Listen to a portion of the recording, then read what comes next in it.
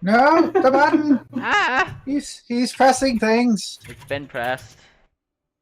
So, do you guys remember what had happened, what had been going on last time in the amazing world of fantasy? Well, we were going to go back and explain things, and then the penguin jumped in and Ted closed the portal as we did. Yeah. And then we learned that it was probably a bad idea for us to go through, since we don't know if we'd be allowed to go back. So we had to finish our business here first, just to be sure. And along the way, you had found Miss Ivory Drop, finally, at a small watch shop, seemingly rather interested in the concept of ticking time watches and such nonsense.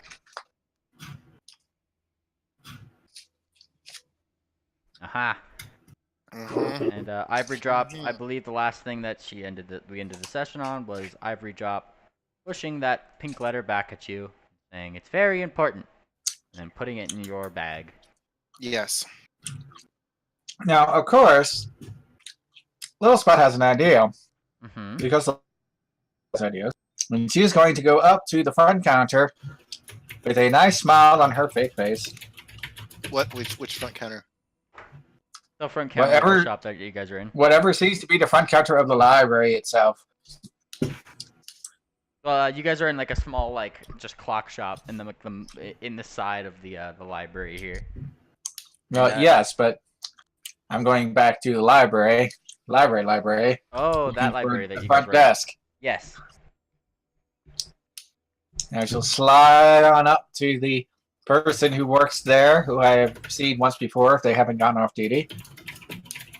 I mean, it's a new day. There's a new librarian that's there.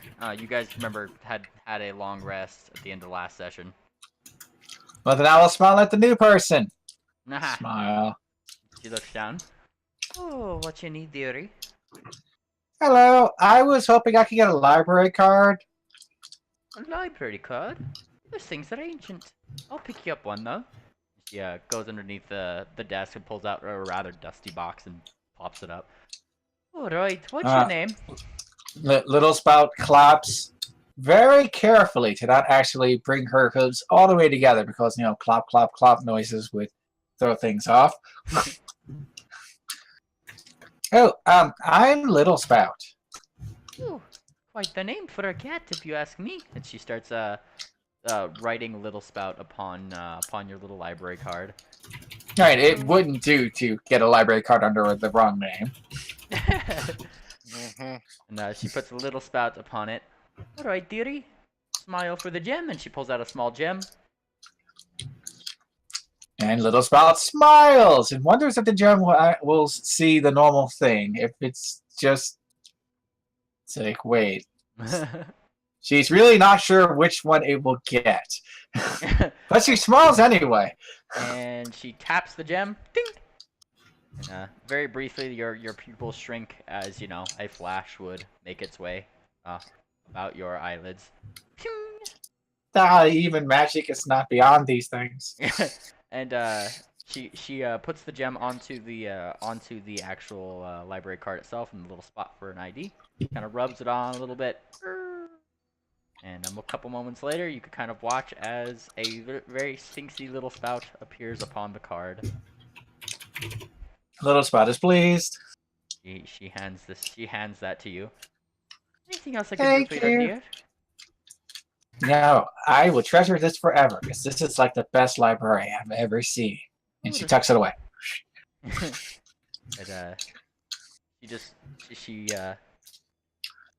But she looks at you as if, like, you know, like, oh, what a child of wonder kind of look, like the old people looking at like little children that are just having so much fun with their lives. Little did she know it was actually an adult having fun with her life. Oh no!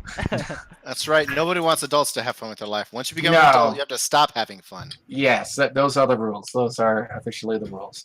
Going to study shoot in them. Funnily enough, back at the place where you guys were having your rest, that Penguin had bought your first night for. Sorry, you cut off.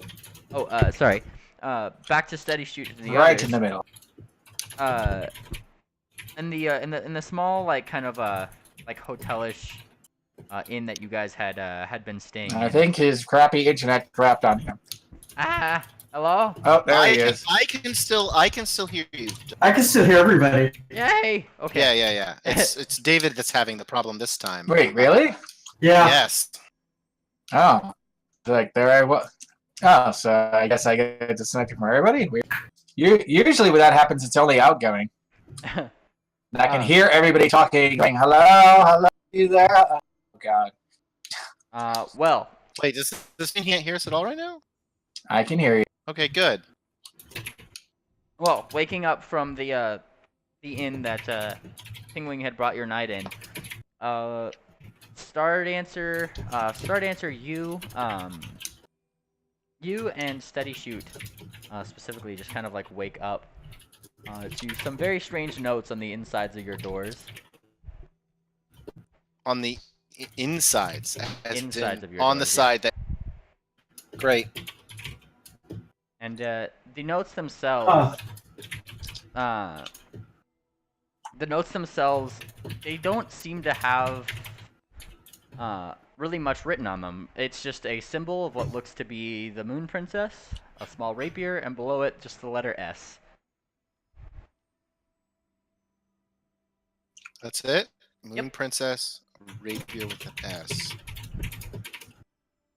The Moon Princess is the princess of the moon. I mean, that is how that follows usually. She will punish you. Is there a Moon Princess for the other people? The Sphinxes? I mean, the Moon Princess exists, yes, if that's what you're asking. Do they worship a Moon Princess?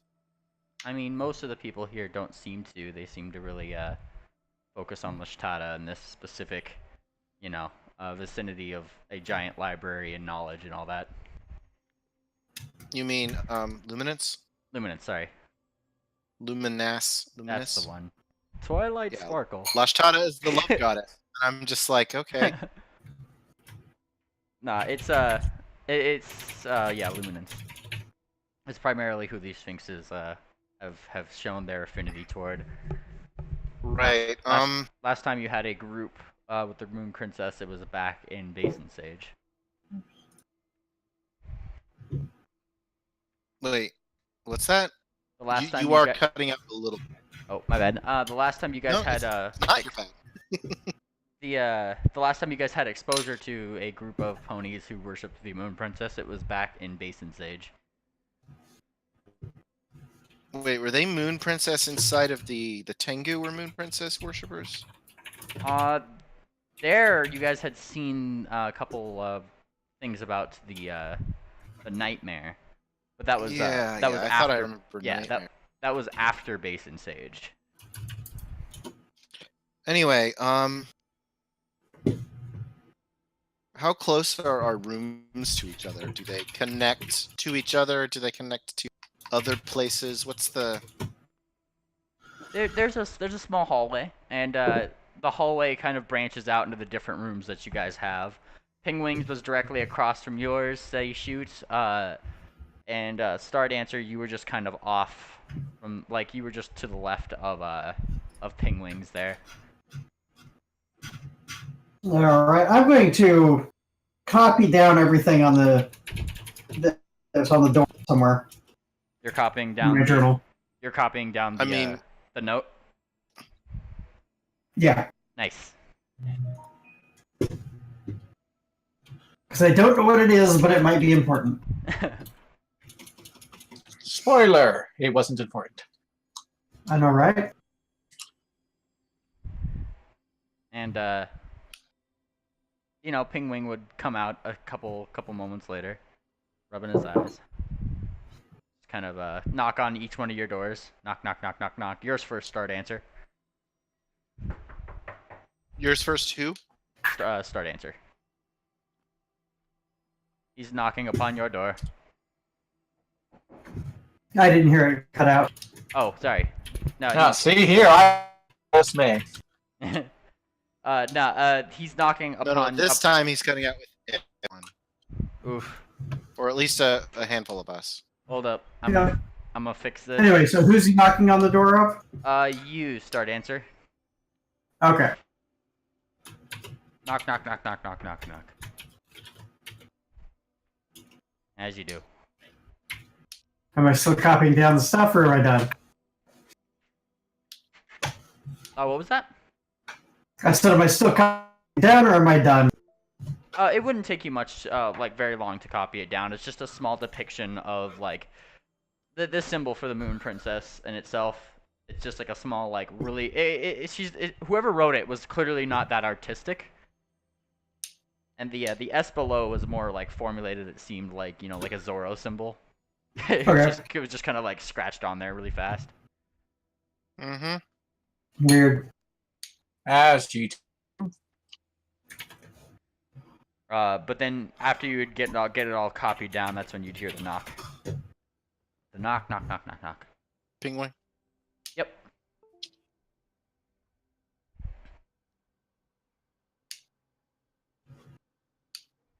Hello.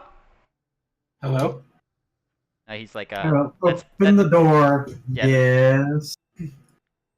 He looks I over. can't hear you. Rest well. It's alright. Oh, well, that's good. More worried about the other things, but What are you worried about? you know, things. And he Everything that's been going on. Well, and he kind of he pulls out his small blue leather-bound book. Tell me all about it. And he flips to a blank page.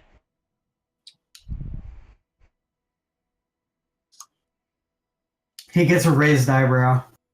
Yeah, you're right. That's pretty stupid. And he gets up and he goes over to Steady Shoot's door.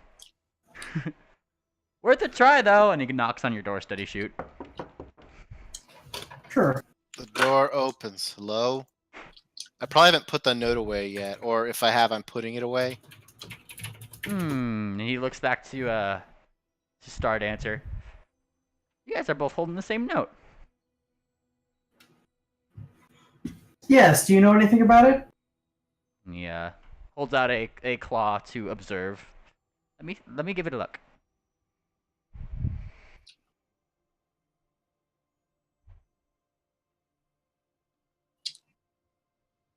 Hello? I heard hello. Oh, he held out his claw. He held out his claw and asked, you know, like, let me give it a look. Oh, okay. Or one of you giving him your note? Which note is he taking?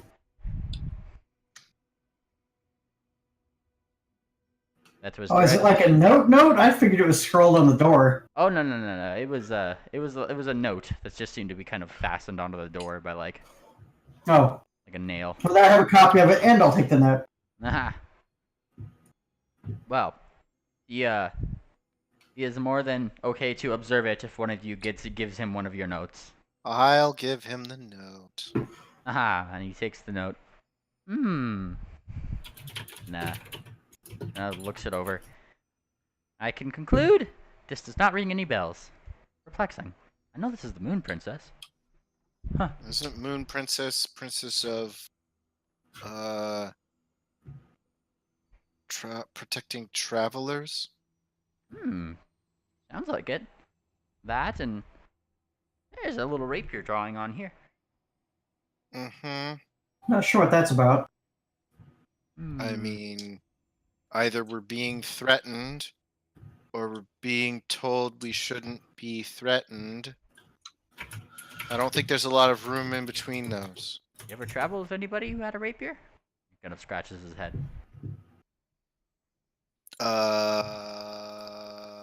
My character tries to remember.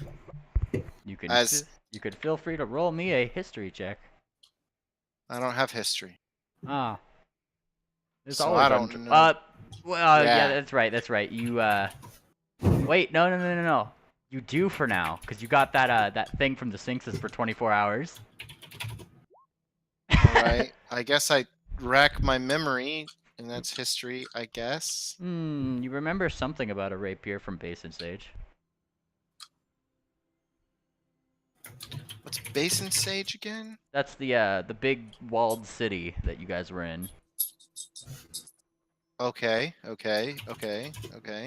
the 3 districts and all that, and Yeah, all right. Yeah. The first city. yeah, that you guys traveled to. As opposed to the first city that we started. Yes. You get vague recollections. Kind of a. Penguin continues looking at the note. Perhaps Little Spout knows, and he looks around. Where'd she go? And he looks. Somebody call me, says Little Spout. She pokes her head out from around the corner. And he was already looking at the ground, following the little trail of water. Ah! We didn't bring. We brought neither Kent nor Dancer, did we? Not into here, no. Okay. See, this is why Little Spout has nothing to do but read romance novels. Right. Making romance, Poor Little but Spout. instead you're stuck just reading books about it, forlornly, sadly. Can you believe it? The sadness is too intense. And Penguin holds up the small note. Sadness. Oi! This is on the inside of their door. Little Spout squints at it, looking for hints of meaning. She points. That's a rapier. He looks And over that's here. a moon. That's no moon. No, wait, it isn't. Penguin looks at the paper. Very astute. He's clearly giving you that, like, oh, good job. At least you tried, kind of confirmation. Little Spout is nodding sagely. Oh, good news! And she reaches back and pulls out her library card. It's a very cute library card. Did they even use library cards to check out books? What? No, I didn't get it to check out books. I mean, I suppose I could use it to check out the books, but no, I got it. So if anybody says says I'm not allowed here, I can just pull up the library card and that's their argument down. And Penguin holds out a claw. That- Do you mind if I take a look at that? That is actually one of the best arguments I've heard for having it. For what? For what? For having a what? For having the library card. Like, you can't go there. I have a library card. All right then.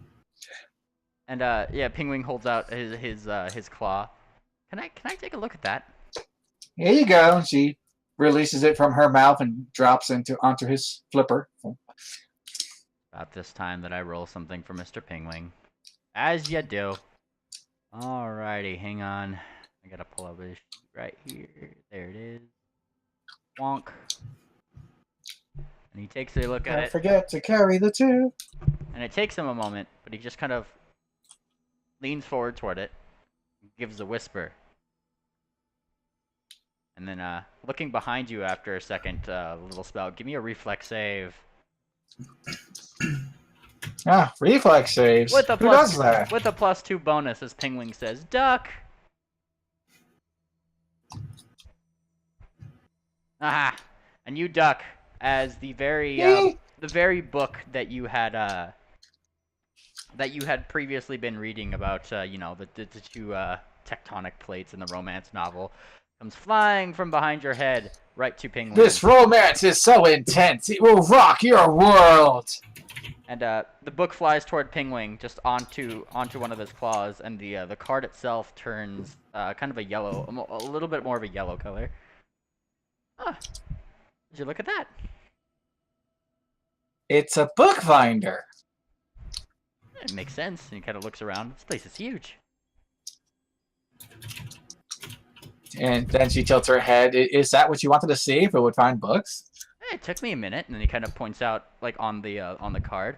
Just had to study these little runes right here. And it's just on the edge of the card, like the magnetic strip, but like just on the back part of it. Ooh. And he hands it back. Give it a go. Try to put it back. Put it back. Unless you want to keep it checked out. And he kind of shrugs. Well, I did finish most of it. Okay. And she stands up nice and tall.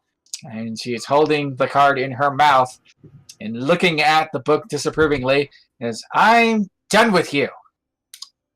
And the book looks rather sad, and then Aw. just kind of floats out of the door. How does the book look sad? It takes effort.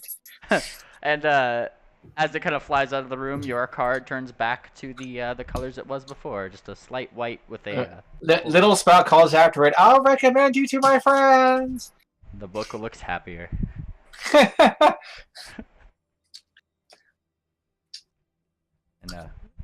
And Penguin just kind of gives like a little tip tapping clap of his claws. Ooh, fantastic! This place is. Absolutely fantastic. Little Spout, kind to literature. And he looks back over to you, Star Dancer and Steady Shoot. Do you guys have a library card? No. You've been in this place for hours. For this library. How would I? They kind of hate me here. Did you try asking? No. It worked for me. Well, you're making yourself look like a griffin. I mean, a sphinx. She sticks out her tongue. I'll have you know, I didn't lie at any point. They didn't ask if I was in a disguise. Assumptions are a wonderful thing. And I gave them my real name. She points at the name. Point. So this belongs to me. Legit. And Penguin seems Can't even argue it. Penguin seems to somewhat agree with this mindset. I mean, she has a point. You do have a point. Yeah, he kind of thinks. Well, and just about there, a couple moments later, opening the door comes a Miss Ivory Drop. What's all the racket? I got a library card, Wave. Yeah, that's great. I've been in here for a while. I got one too. She holds up a library card of her own. Little Spout squints at it. Is it a Sphinx? It is definitely a Sphinx, but it's like her. It's a very strange version of her. It's like she tried to make herself look like a Sphinx, did it rather successfully, but it still has like her coloration and everything upon it. Little Spout just like gestures to the card with both of her forehooves, just like dramatically at it. As you can see, there's precedent. And oh, I need to show you guys something, by the way, because an artist drew this, and it's freaking amazing. And you guys actually have a reference about this now. You should switch her. I've seen it already. Yes, I think. I'm gonna show it anyway because it's amazing. Look at her! Look at her go! Look at her go! I'm waiting. Oh, I didn't push show to players. No, Oh. I see it. I see it. Oh, yep, there it is. Okay, I was looking at Discord. This is the wrong place to look. Yes. Yep. Look at her go. That's her. That's Ivory Drop. She needs color coordinated glasses. She is perfectly okay with her color of glass. Because her name is Ivory Drop, I keep thinking she's beige. Keep thinking she's white. Cerulean Drop. There we go. There you go. Ivory Drop. Focus on the drop, not the ivory. And Well, I mean, we dropped the ivory. This is what we got. and Ivory just kind of gives a shrug. They wouldn't give me one originally, so I just kind of, she waves her hoof. A little bit of a minor illusion appears itself on her face, and pretty much just gives her whiskers. Doesn't take much to fool that old librarian. Little Spout just suddenly becomes a smaller version of Ivory Drop. Boop. With the whiskers. Boop. She looks down at her. She looks down at you. That's adorable. And she looks up to Steady Shoot. Look at her. She's adorable. Little Spout gives her best meow. And Wow. He looks. Which actually isn't that bad, 'cause that's like based on your bluff, isn't it? She looks rather bemused and looks to start answer. I would like to buy 3 of them. Little Spout shakes her head. I'm sorry, we're all out. Nah. My husband bought them all. So quickly out of character. So the amusing part is I have no way to illusion myself to look like a sphinx. I have polymorph. Not with that attitude, you don't. No, I have polymorph instead. Well, wait. I am not an illusionist mage. However, I was gonna say, isn't polymorph good enough? I have no lower level ability to do this. Well, and Ivory Drop just kind of like shifts a little bit. I mean, she kind of holds up her her grimoire, holds it to a page, and she shows you her spell for Baleful Polymorph. You really want to go there? That's when Little Spout But squints. I could go there myself. No, isn't that the turn you into a pig spell? I mean, I don't know a lot about spells, but I know that one. If you want to be a squirrel, that's your spell. Ah, well, I'm sure they have familiars around here. And she looks around. She points to kind of to the sky generally. Wasn't your friend Darkfire doing that? She throws her hooves up. Do familiars get library cards? Oh yeah, definitely. And she nods. Oh. Well, okay, I guess you could do that. Alright, and apparently we're off to get library cards. Are you accepting that answer? Just because Little Spout says it's okay doesn't mean you have to. I mean, might as well. Yeah, that's just like out of character. You do not have to take Little Spout's ideas. No, you had a great idea. It's like, you can't come in, but I have a library card. Oh. You know, you guys start heading back, heading down. Ivory Drop just kind of assumes her little disguise that she has. She seems to just kind of walk around with it whenever she's out in the... Little Spout returns to her default Sphinx form as she floats along.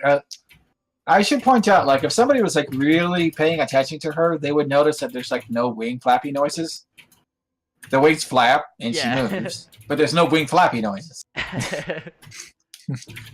Right, so just don't get suspicious so that people start, like, rolling their perception checks on you.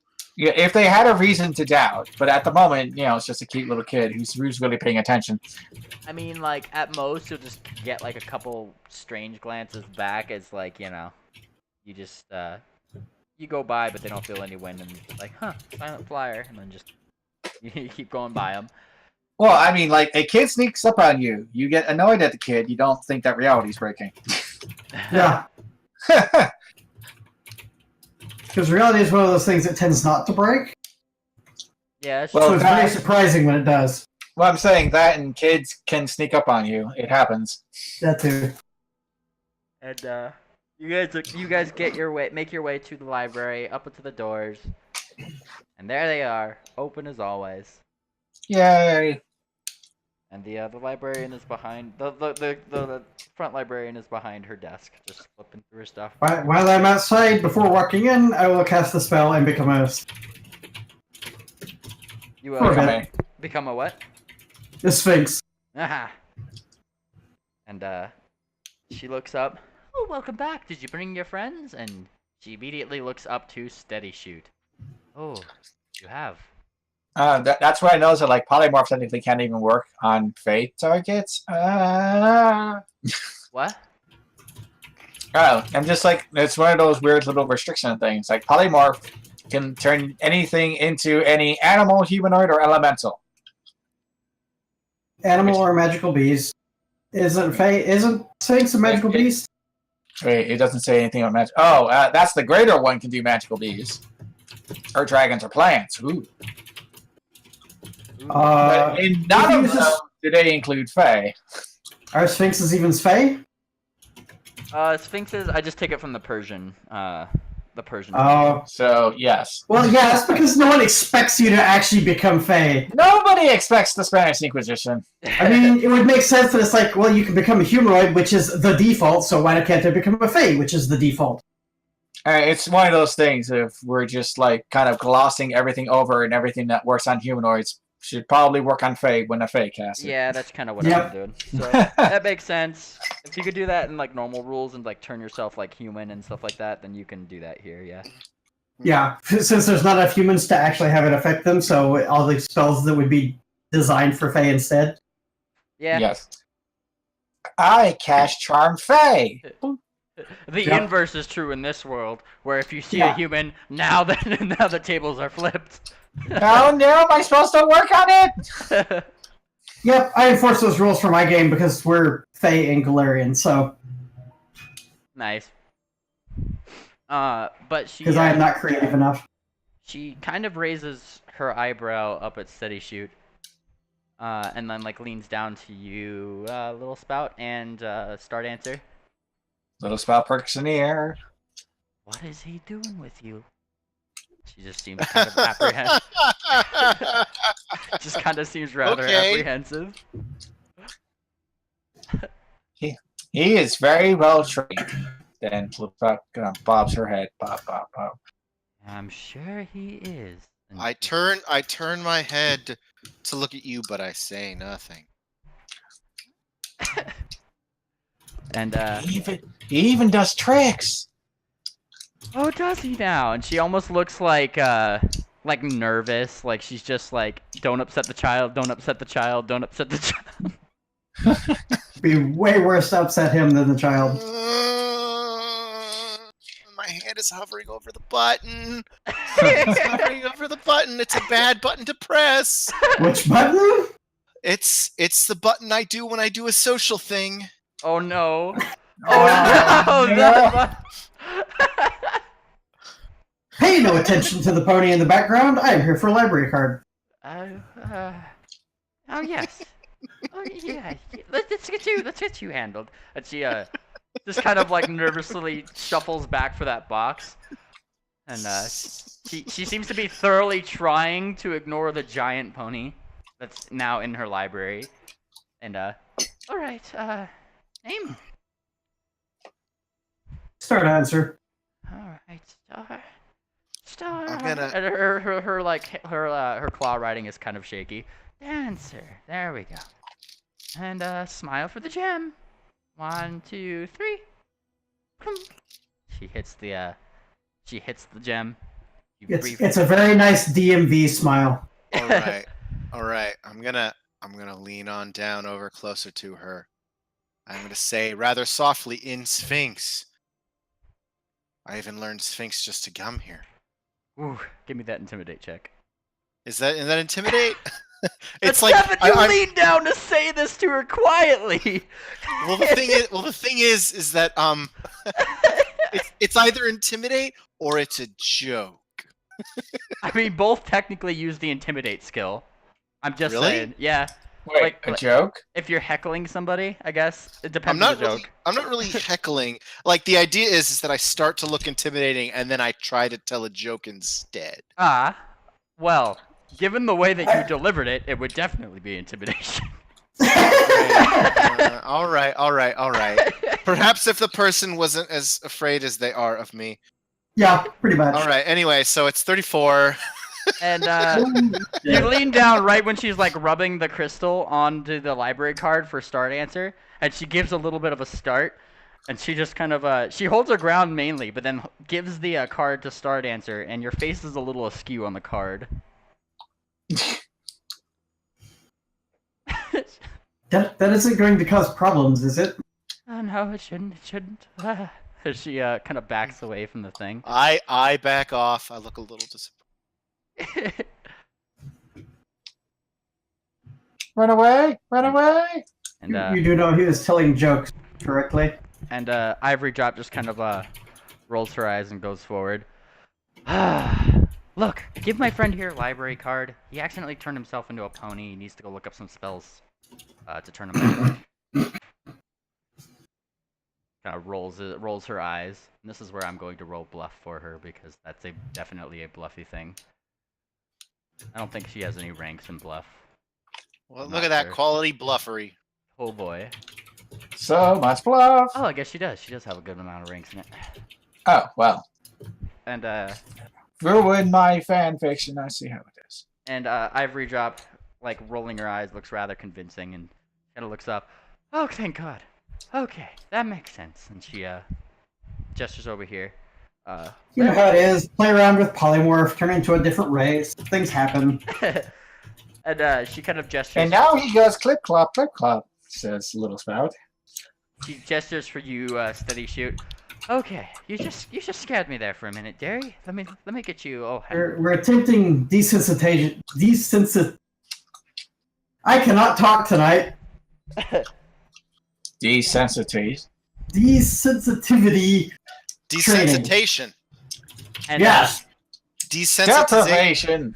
There you go. Desensitization. That's it. Desensitization. I knew what it was. I was just being. It's got too many syllables, damn it. I literally could not pronounce the word. It's okay. And, she It has been a very long day. she pulls out a card. All right, what's your name? And she points to you, Steady Shoot. Steady Shoot. And she writes that down on the thing. All right, smile for the gem. Know that you could come and change this at any time. And she holds up the gem. 1, 2, 3, ding! And like it briefly flashes, makes your pupils contract a little bit, especially because you have dark vision. So Okay. and then she starts. Not sure. I guess that's how good my smile is. So that's not bad. Your smile is extra good. There's like a little twinkle from the exposure of the gem, like the flash. It's just. Oh man, And, that's great. And yeah, she starts applying it to the card, and Ivory Drop kind of looks over. Oh wow, very nice. And she hands you the card. Thanks. And then Pingwing just kind of sidles up rather awkwardly. Yeah. I had some issues too. She kind of looks. Yes, he apparently lost his card. He needs a new one. And he just kind of. So the librarian looks back. Lost his card. Had some trouble with polymorph. And she looks back toward the line. Take it. You're part of this group too. And she looks at I had another person here I was gonna address. What was I gonna say? She looks at Darkfire in the background, who is likely just kind of following you guys. And just kind of rolls her eyes. All right, line up, and she starts going one by one with Pingwing. Pingwing, who they put his name on the card, and as she starts like writing the name on the card, his little penguin just sidles up to the desk, hops up on it, and like looks at the card, and seems to be looking extremely jealous. As they take his picture, and he gives the widest smile he possibly can. He looks so happy to have the library card here. You get his card. And this is when Little Spout raises a paw. Excuse me, if you can, do spells and change shapes and stuff, do you need like a special tick mark on your card or something? She considers. I don't think so. Card's mainly just Okay. for finding books in this place, and she kind of gestures around. Okay. And she smiles as everybody gets their card. Will that do it all for you? She Now it's time to read. Thank you. You only use them for the appropriate use and not for the other use. Did I tell you that story? Did I tell you that story? What story? I'm not sure I told you that story. What story? So, there I am in Michigan, a fine place with lots of snow. And we were in some like second-hand shop type thing, right? Uh-huh. There's tons of random junk. And I see a blender. And it's just a random blender. It like doesn't even have the top thing on it. It's just like the base of a blender. I'm like, that's weird. And I pick it up and I look it over because for some reason it's just holding on to my attention. And I turn it upside down, and written on the bottom of it, in very severe letters, "Do not use for the other use." Thank you, China. And I squinted at it, and I was like, huh. Whatever other use I can think of, I probably shouldn't use it for that. Alright. I mean, What- it's the what- perfect wording. It really is. Say, can you think of another use? Yeah, don't do that. I know, you think about that, but then if you really think about it, it's like, that's just weird. Oh, but yeah, it made my day. And now I get to tell that story about it. Oh god, like 20 years later. There's a Right. website, English.com, and I found that on there, I think it was a knockoff Tupperware. And Well, not to you be used better for the not other be use. using that Tupperware for the other use, man. Whatever the other use is, do not use the Tupperware for that. Yep. Can we use it to block this damn? No, do not use it for the other use. Come on. What about my taxes? No, sorry. Yeah, I don't think you're paying attention. And not ring dancer, ivory drop. Just kind of after everybody gets their cards, she kind of looks to Darkfire, and like kind of pulls him into the library. All right, we have a little bit of an appointment. You guys are more than free to join us, but we are going over here. And she gestures to one of like the little side rooms, specifically the one that you had you'd seen all the stuff that she'd pretty much been using that as like a small office before study shoot. Kind of just gestures to that one and starts carting off. Oh, I'm sorry. Ivory Drop seems to be carting off Darkfire into the small office that you had discovered before that like some of her stuff was in. Right. By the way, I still have her bag, which I took when I got to the office before. Ah, yes, you do. Oh no. Oh no. Sorry, I found a stupid webpage. It is killing me. Yeah, I'm dying over here. Oh, If I don't make it to the next game, you know what happens. Well, Oh god, what? Oh no. Oh no. and she goes in, and that's pretty much, unless anybody is following her, which is completely up to you guys. That is the last you would see of her. And Penguin was Wait, who's hiding now? Who's going away? Ivory Drop had been carting off Darkfire to a small office room. Closed the door, and that was that. And Penguin just kind of scratches his head. hold on a second. Huh. Little spout tilts her head, and then looks over at everybody else. What are we doing now? Ah, well, and Penguin kind of puts his claws together. I believe we were on the search for someone. The someone, and he kind of opens his book and shows a sketch. It's not a very good sketch, but it's a sketch of Ankh. Aha, this one right here. Yes, that's why I came here. I don't know about you guys. He kind of shrugs. Little spout raises up her library book. Show me where Ankh is. The library book. Library card. Ah, and you say this to it. It takes a minute. It takes a couple more moments. And then the library card gives a little shake. Like a little, it turns briefly red. And then back to normal. What do you mean he doesn't count as a book? He's full of information. And the librarian like looks over. Oh, have you never had experience with those? You have to say the exact name of the book you want, dearie. Oh, what's Hank's last name? And he kind of, Penguin is the first to kind of pipe up. That's his whole name. And kind of holds up a claw. Well, it's not good enough. She puts the card away. Well, I don't think it's made to find people, just books. Well, that's not my fault.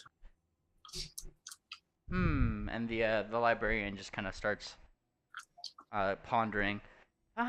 Unk is who you're looking for, and Penguin just kind of nods. Oh yes. And the librarian, the front desk lady is just kind of like, I do remember him saying that he was searching somewhere in this library, something specific. Don't know where he went off to though. Do you know what he's looking for? Oh, magic and the like, as you do. He's kind of one of the caretakers around here. And he she just kind of waves a hand. Surprised he actually came to our humble little section of this library. Quite flattering, really. We're on the case. And Penguin gives like a little fist bump. Yes, a lead. And holds up his claws. Dun, dun, dun, dun, dun, dun. Okay, so we look for caretakers to possibly point us in the direction of Unk. Ah, well, do you know who the caretakers are?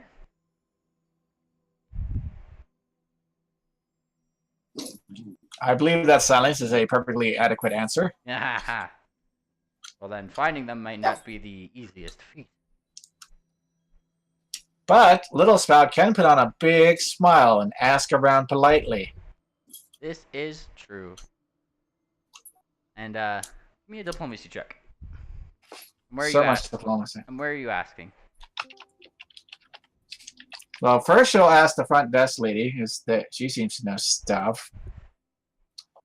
I'm putting on a big smile. Oh, well, I don't know. Even when she's not on her game, she's still not bad. This, she kind of, she ponders for a moment. Well, this library is thousands and thousands of years old. There's, I don't know. I don't know who all the caretakers are myself. Yes. Also, there are boxes in the front. You get them. I saw that. Somebody say hi, dude. Somebody say hi, dude. We are live on the internet. Are you? Is that camera live? No, they can't see you strangling me to death. want They to can hear it. I want to, It's very interesting. I want to Oh, introduce now the, they're talking about you. I want to introduce the new NPC. I want it to go viral. Oh, no. Too late. See you later. Take it easy, man. Oh, did you see that reply from No, Crash Plan? No, but I guess I'll look at it now. I think you responded to me. You're like, oh, it's a weight plan or something like that. The last thing I replied to was, okay, cool. Tell me when they actually reply. Yeah, it says that diplomacy roll seems to have they refunded my money. Okay. garnered friendships. So, okay, I'm back in theory. Hi. Yay! The librarian just kind of ponders a moment. This library's been here for thousands and thousands of years. I couldn't really tell you how who specifically might be one of the old caretakers. I only know Unk is one, and then his predecessor was a gentleman named Neb. Wait, isn't the other library the library of Neb? Yeah, I just got Yep. home. Yes, it is. Okay. Huh. Then Little Spout looks for somebody who is moving and not actually reading a book at that specific moment, and flip flops over there quite silently and smiles. Hello. Do you know where Ankh or Neb are hiding? I was hoping to ask some questions. You're just asking some random sphinx up in the library, Yes. and Preferably one not with their nose already stuffed in the book. I mean, they all kind of have their noses in books, but one of the ones that looks rather, I guess, not as invested, kind of looks Well, up. I mean, every once in a while, one of them stands up and does something. Yeah, and like one of them just kind of goes, "Huh, Ankh? Like, literally who?" She kind of like scratches her head. Ankh or Neb, either one. Oh, Professor Neb. And she kind of like puts a paw to her face. Yeah, he teaches. She kind of thinks a minute. Madge 712, I think, in the upstairs room. But only Just on, up? But only She on. points. She kind of thinks every other day, except for the weekends. Is this the every other day or the every other day? Oh, and she kind of like she kind of sighs. You're gonna have to wait till tomorrow, I think. I think he's out today. Kind of just like shrugs. It's my day off. That class is pretty hard. She looks like rather proud of herself. Well, you keep doing awesome, says Little Spout, giving a thumbs up with thumbs she doesn't actually have. She kind of An smiles. illusory thumbs up. Why, thank Yes. you, little dude. She like looks like rather bemused. She Meanwhile, tilts her head. You mean do that, right? Come on. and Meanwhile, back at the front desk over there, for once you guys saw Little Spout take off after the thing, librarian just kind of tilts her head to Isdell. You all right, dearie? Yeah, I'm fine. Just, do you not like being in that body? I could understand that. That's not the problem.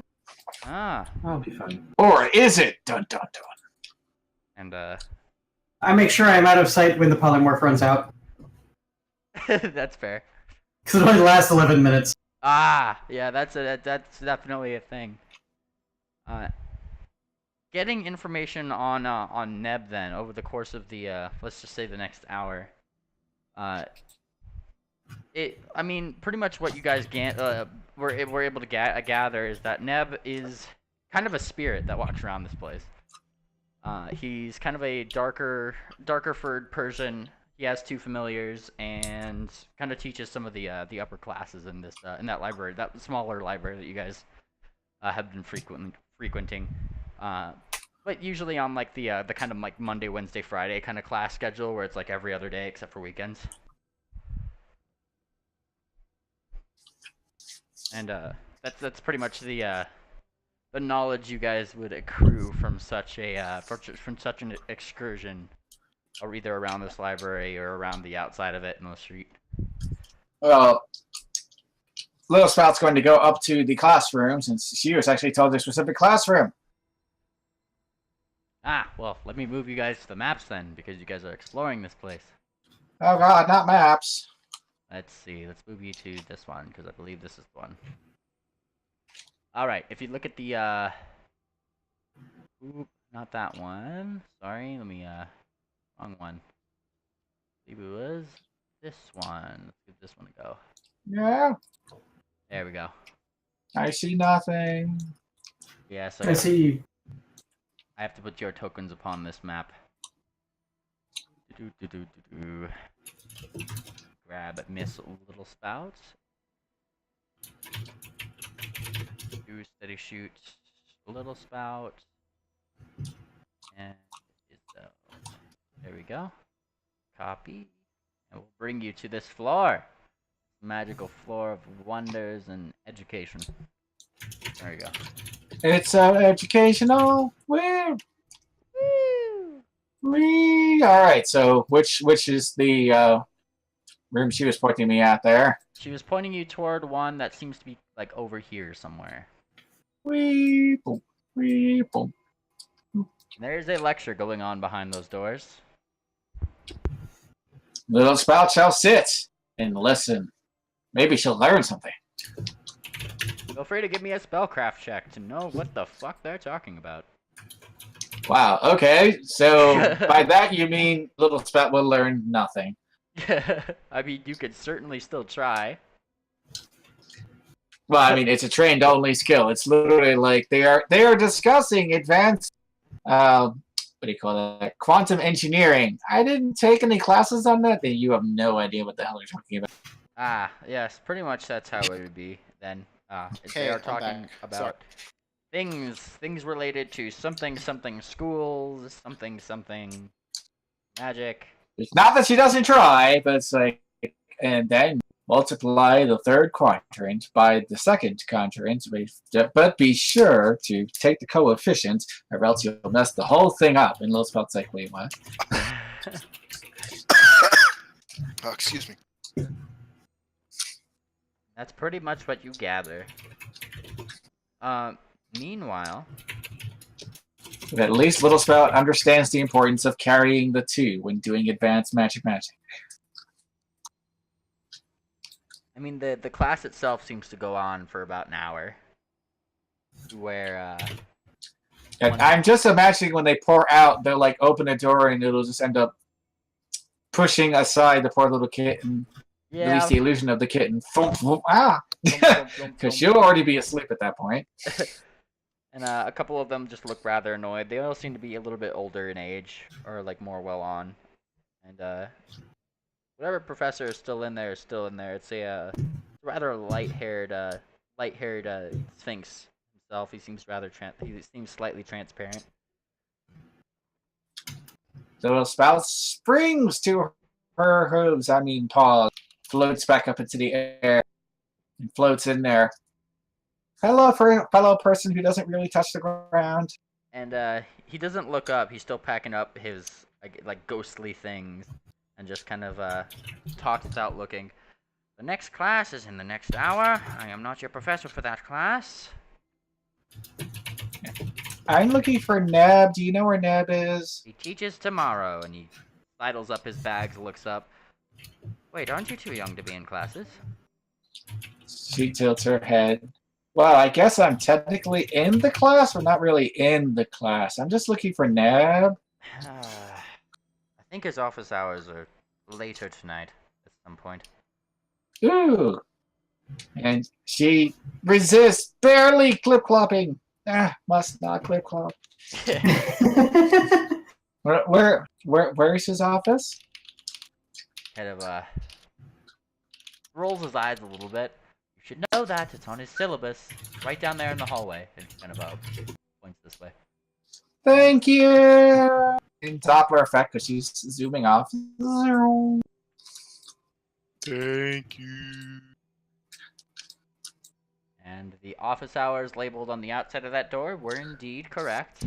His office hours are there later in the night. Dun, dun, dun, dun, dun. It's written in Sphinx. Somebody read this. So I imagine Little Spout's like excitedly looking over it and like gets to the information and realizes she has no idea what she's reading. Well, Yes, I found it! I can't read it, but I found it! I don't know what information you're finding because I stepped out. What's going on?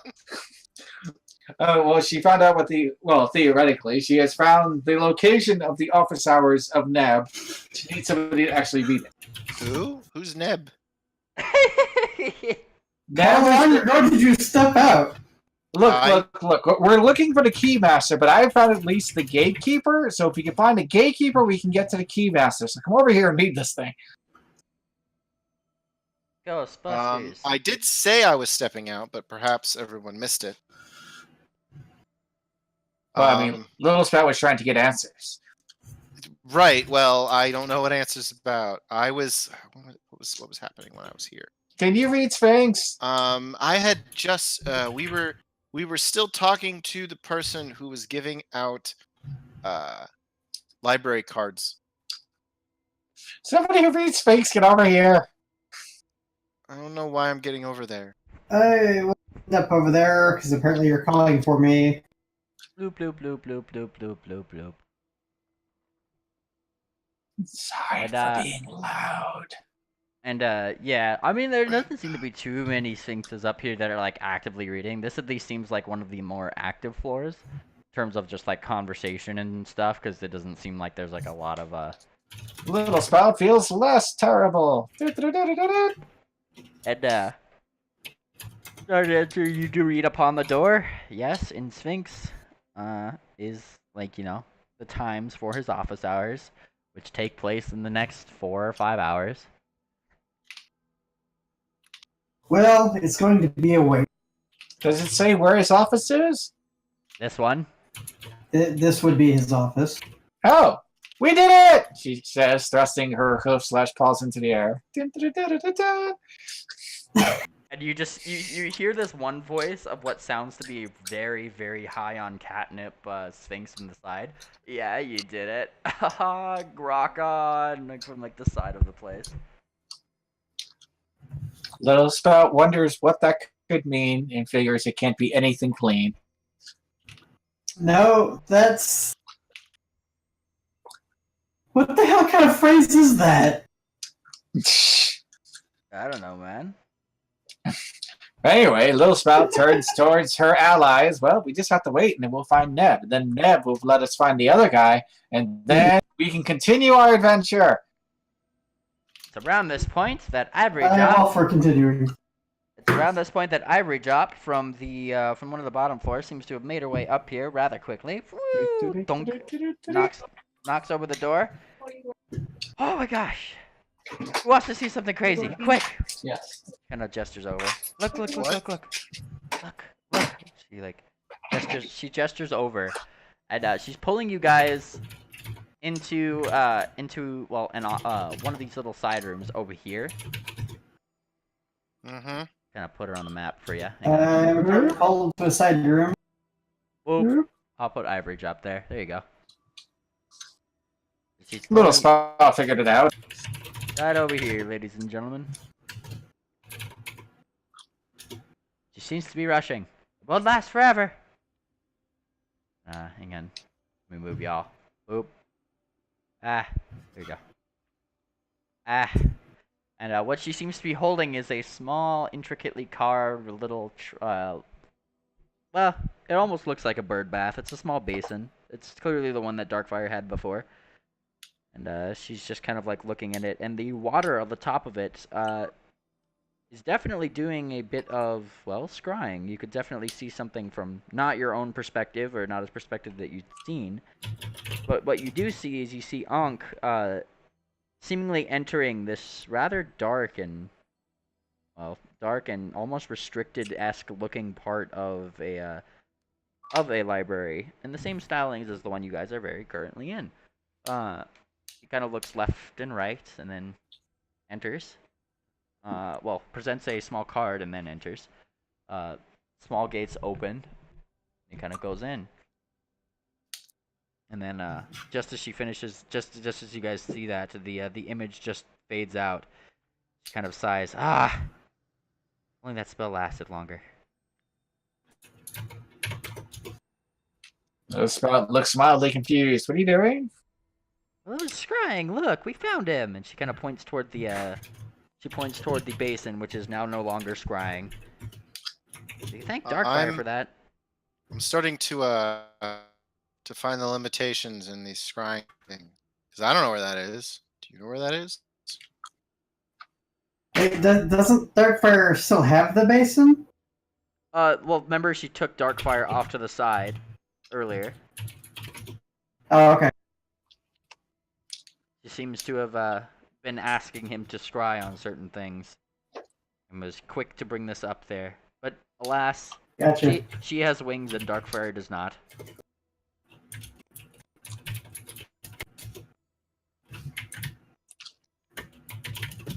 And so, Did Little Spout see any books, especially of the romantic nature? no, a lot of the books were rather, they seemed almost untouched. They seemed to somewhat be relics of their own age. Yes, but did you see anything on their spines that was like in English or Terran? Definitely not. However, you could give me a linguistics check to see what language they might have been in. You know that some are things, obviously. Is You it? keep liking me to ask to roll the trained only skills I don't have. Is it any of the languages I have? Welcome to not having any knowledge skills. Like what? Sorry, what are your languages again? Let's cheat.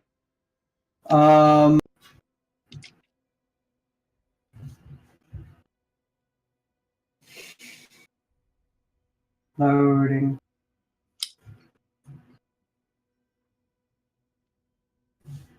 What? I'm loading. Ah,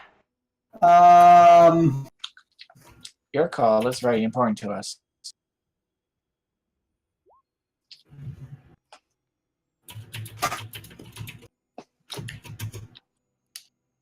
oh boy.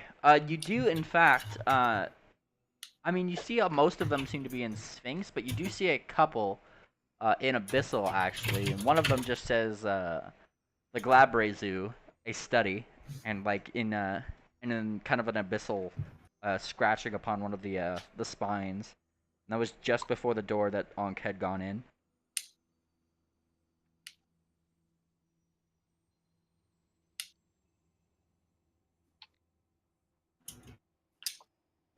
What kind was it? Say that again. What kind was it? It was in Abyssal. It said Glabrezu, a study. Glabrezu. Okay. For some reason, it instantly got mixed up with the other, like the Nabao demon, and I'm like, Nablazu? No, that's not right. Glabrezu. Something about Glabrezu demons?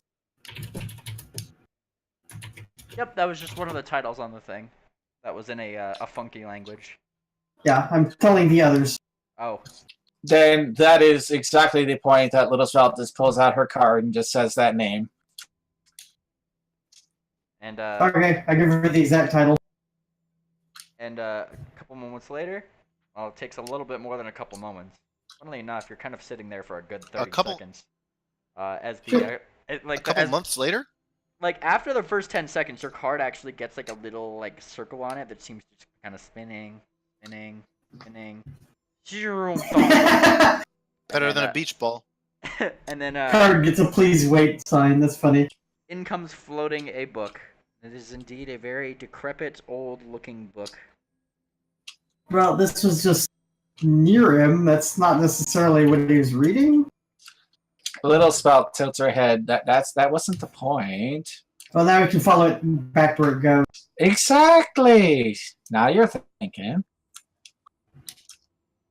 You gotta think. Think like an adventurer, she says, tapping her head.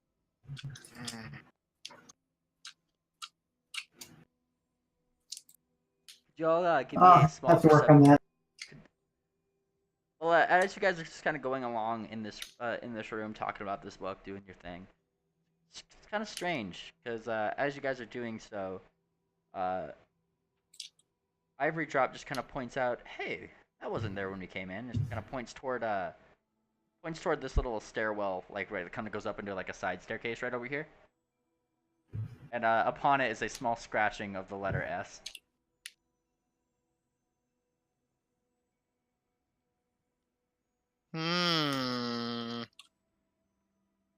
Letter F. S. S. Oh, S. Oh! That Yeah. letter. Okay. All right.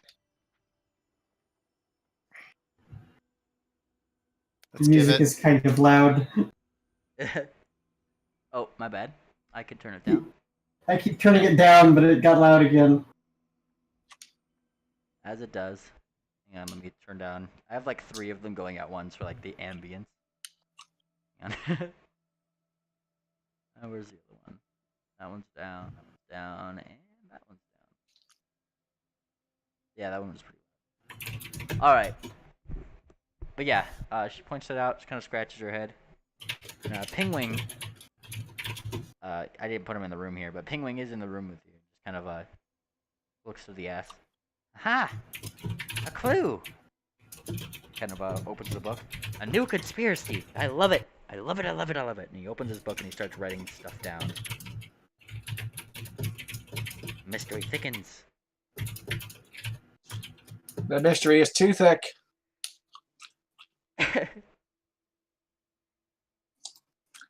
So are we going to follow the book back, or are we going to do something else? That sounds like a good idea. We should do that. So, what are you guys doing? Following the book back to where it goes. Ah! And, question. Do any of you guys have a fly speed of 40? Because that's how fast this book flies. Little I Spout has mean, a flash bit of Yes, I think I do. My fly speed. Have you forgotten about Little Spout? I have not. I just know Ivory Drop has a fly speed of, 60, I think? Mine's still the stock flying speed. How much is that? probably That's 30. 40, right? Or is that Wait, 30? stop what from, race? from what? For being a Pegasus or something? What? For being a Persian. Oh, then probably 30. Okay. Ivory Drop has a fly speed of 60 because she has, like, the dashing fire feet more than once. Rainbow wings! I now have a fly speed of 55. Ah! Little Spout flies at 50 just because she's Little Spout. Yep. I don't fly at I all. can leave rainbow trails everywhere. It's 30. And, before Little Spout puts the book on its journey, Ivory Drop kind of looks over to you, Steady Shoot. Would you like to? What? Did she say something? Yeah, she said, like you said, I don't fly at all, and she looked over. Would you like to?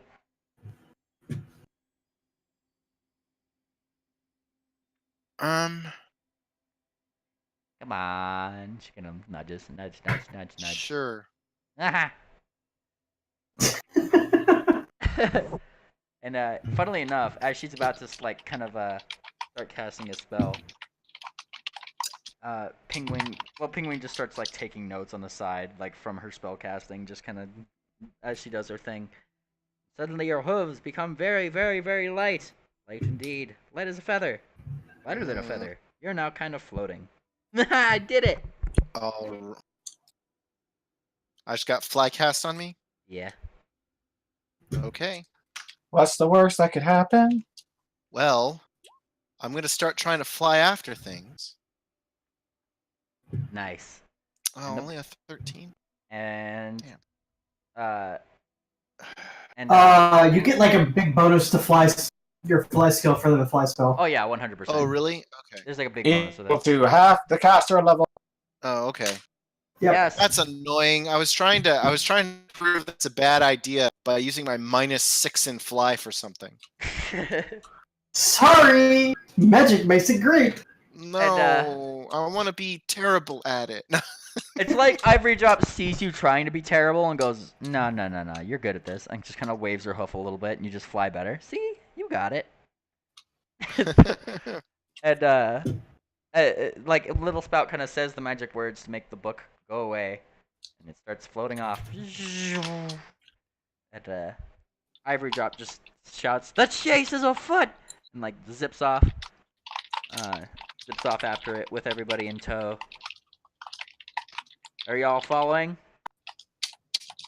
Yes. I am following. And I am following, and everyone else can follow easily because I'm leaving rainbows behind. as you guys are going, this thing seems to be going at a fairly constant, fast pace. I need y'all to give me a reflex save as it zooms high up into the air over a lot of little walkways in between and such. I give you a A fly check reflex save? instead. A reflex save. Hey, that's Much better with a fly check. What was that? Oh my lord. Ouch.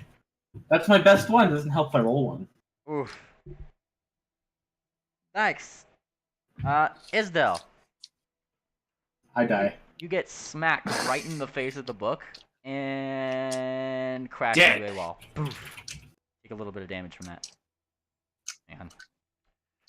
1d6. You take 1 damage as you smack into a wall because the book obscured your thing. There's still books flying all over in this sky. That's what you guys are kind of dodging. I gotta kind of roll Ivory Drops because that's a thing. See. Ivory Drop. Go into here. And defenses. Reflex. There's a reflex. Ah! He manages to dodge too. Wee wah wee. He says. She kind of zips back and forth. And she looks over. Cats have 9 lives! And just keeps flying by. Woo!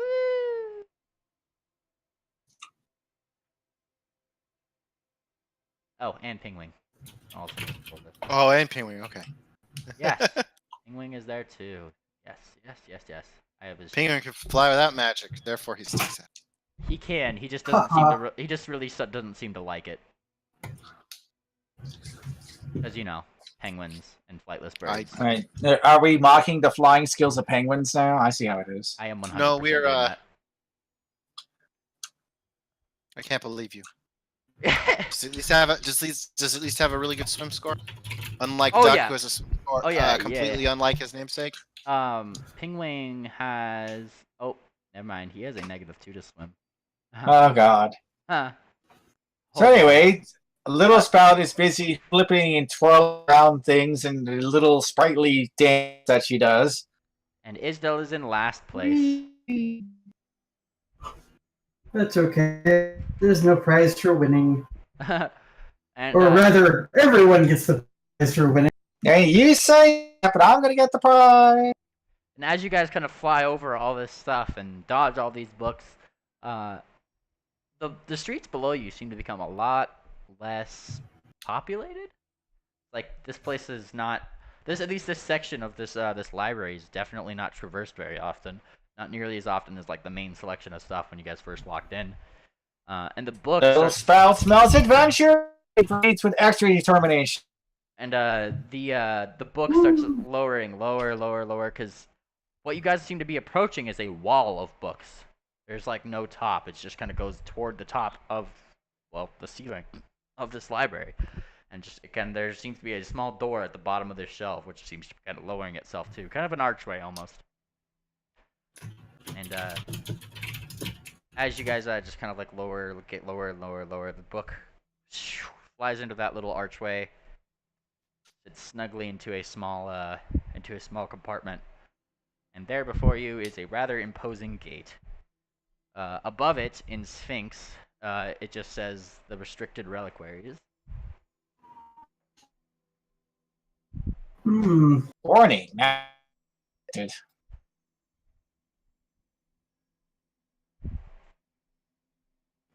Says restrict. We just wait out here, or What was that? you're I mean, Little Spout doesn't even pause. She's all for other entrances. I missed what you guys said. I apologize. Look. Actually, how did the book go flying in? Oh, hang on, I'm missing all what you guys are saying. I missed what Start Answer said first. What were you guys saying? I told them it says restricted, and then I was going to say, are we going to wait here, or are you people not even paying attention to that? Absolutely not. And then what did you say, Little Spout? Well, I mean, Little Spout couldn't read it. B, probably wouldn't care even if she could read it. And how did the book get in there? The book didn't go through the gate. It just went toward the outside of the gate. This is one of the books that doesn't seem to be restricted. It's just almost restricted, it seems. So the book is just sitting there outside the gate, or what? It's in a small, it's in one of the shelves that leads to this gate. Like the walls themselves are also bookshelves, and it's just kind of it's in one of the shelves that goes to the gate. Oh, well, in that case, Little Spout will say thank you as she flies past it and starts looking for other entrances. And feel free to give me a perception check. I mean, you should always be polite to books. I mean, come on. Always.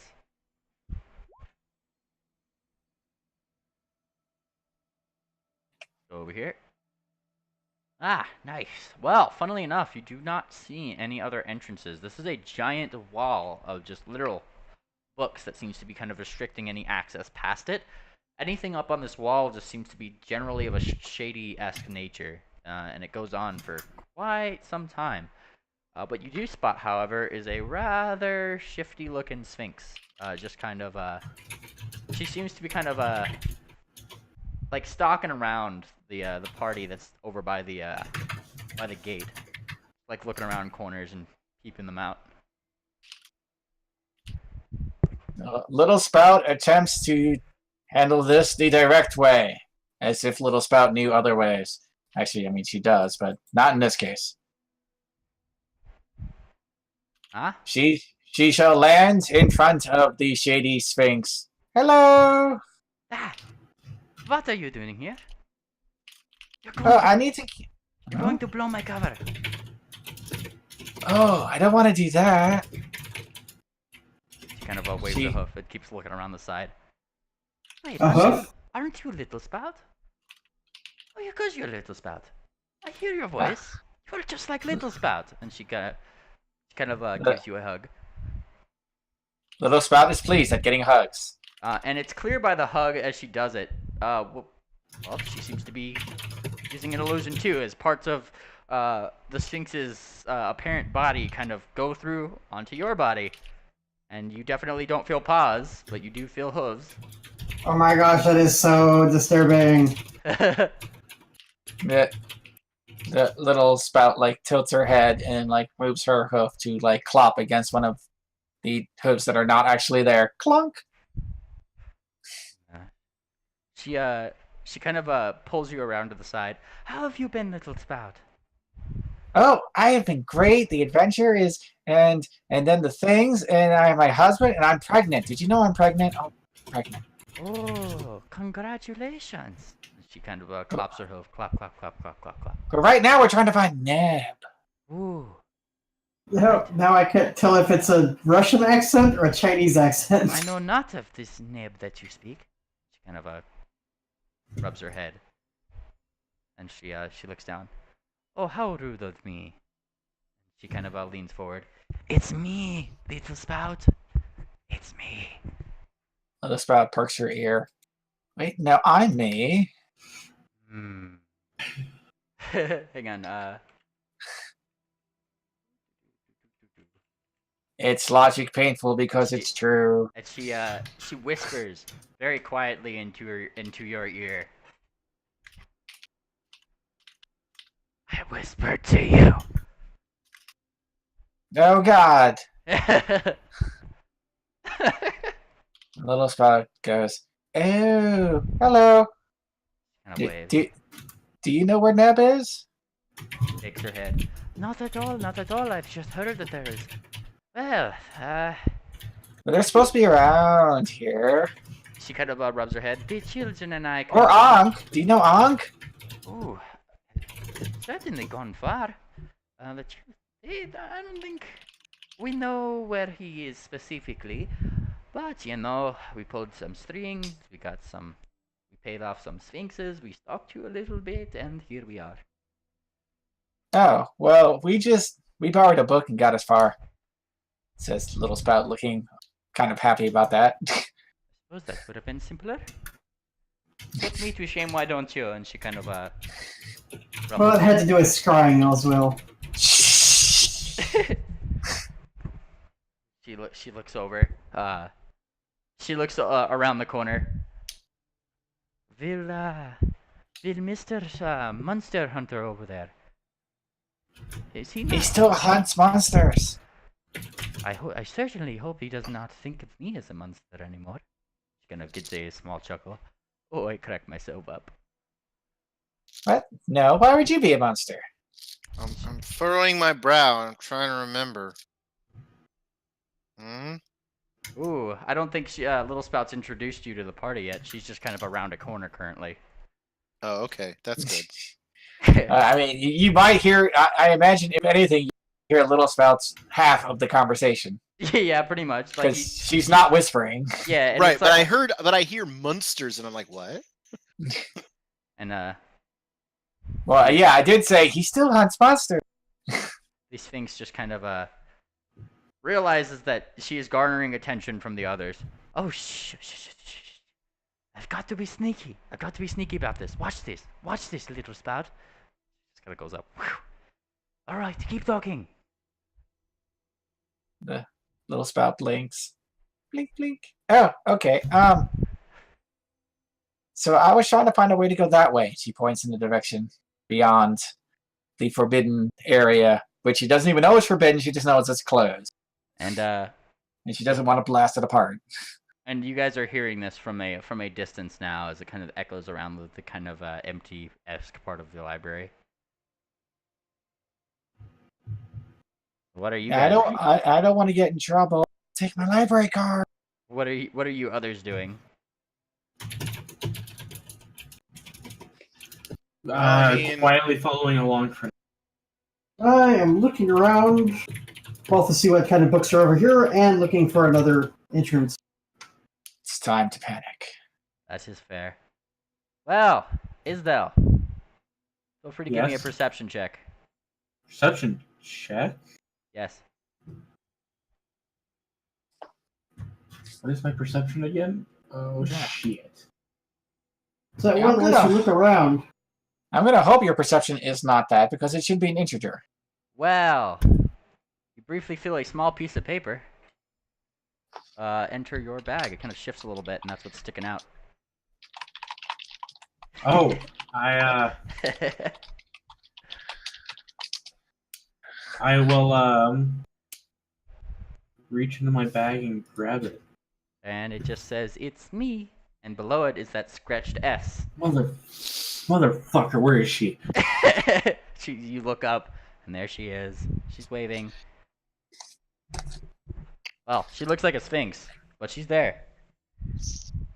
I just glare at her very hard and flick my tail really hard. Oh, what?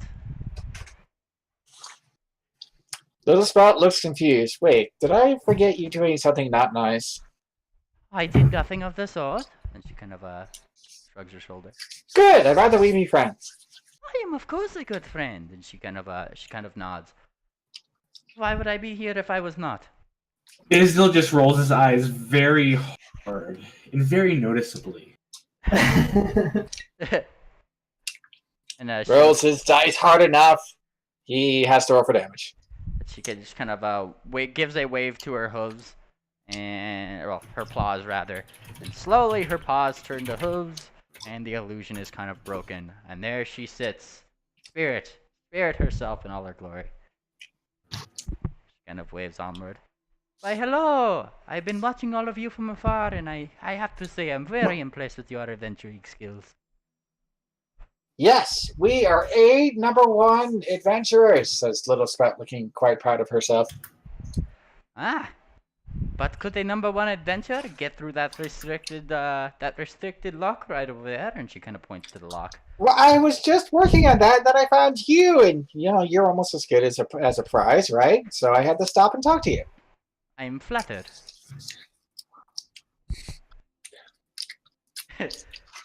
This is Little Sprout's default mode of being. Well, I am quite flattered that you think of me as some sort of prize. I'm quite astounded that you managed to see me, actually. That is a feat not many people seem to be adept at, as it were. The Little Sprout turns slowly upside down, which is easy to do when you're floating in the air.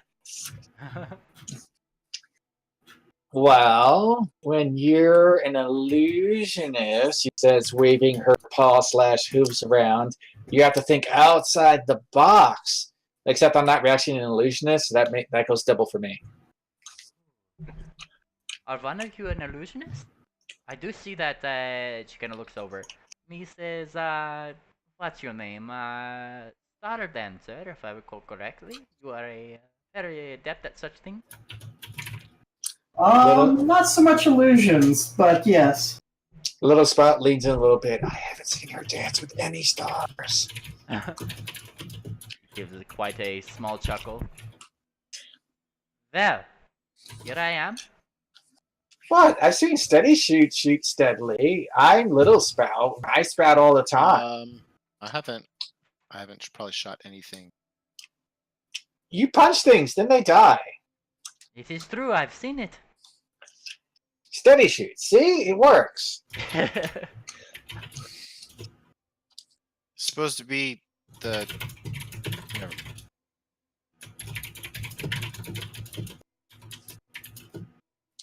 And Spirit just kind of lights down.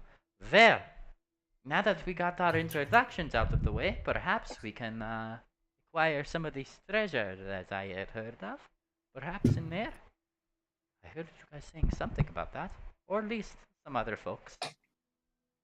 There are some people that are rather scared of this section of the library, which only makes me think that very untold, riches reside inside.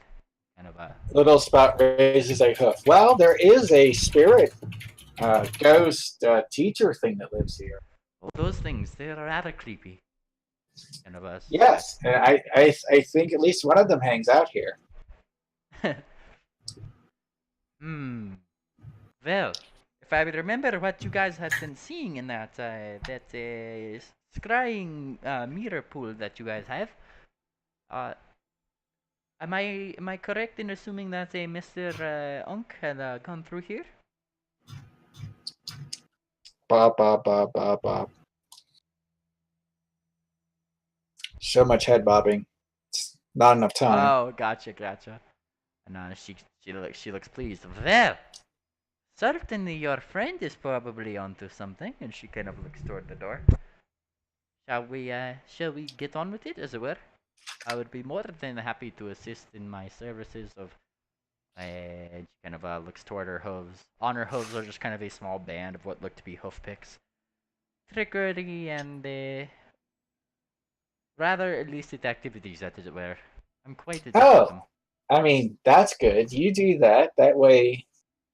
I mean, yeah, you do that, says Little Spout, remembering to censor part of her speak or her mind talk, word talk. Sometimes you shouldn't let the two mix together. And she kind of puts a hoof up to your up to our little snoodle, little spouse. Up. One more thing before we begin. I do have a finder's fee in case we do find any treasures. Little Spot looks over at the others. Kind of finder's fee. Oh, it depends on that treasure. I take a look at it. I'll pick something out of it that I may like. And she kind of shrugs. Little Spout taps her chin. I'm not sure I like that. What about you get one share? How much of a share? One share. Exactly the same as everybody else's share. Kind of shrugs. Sounds good to me.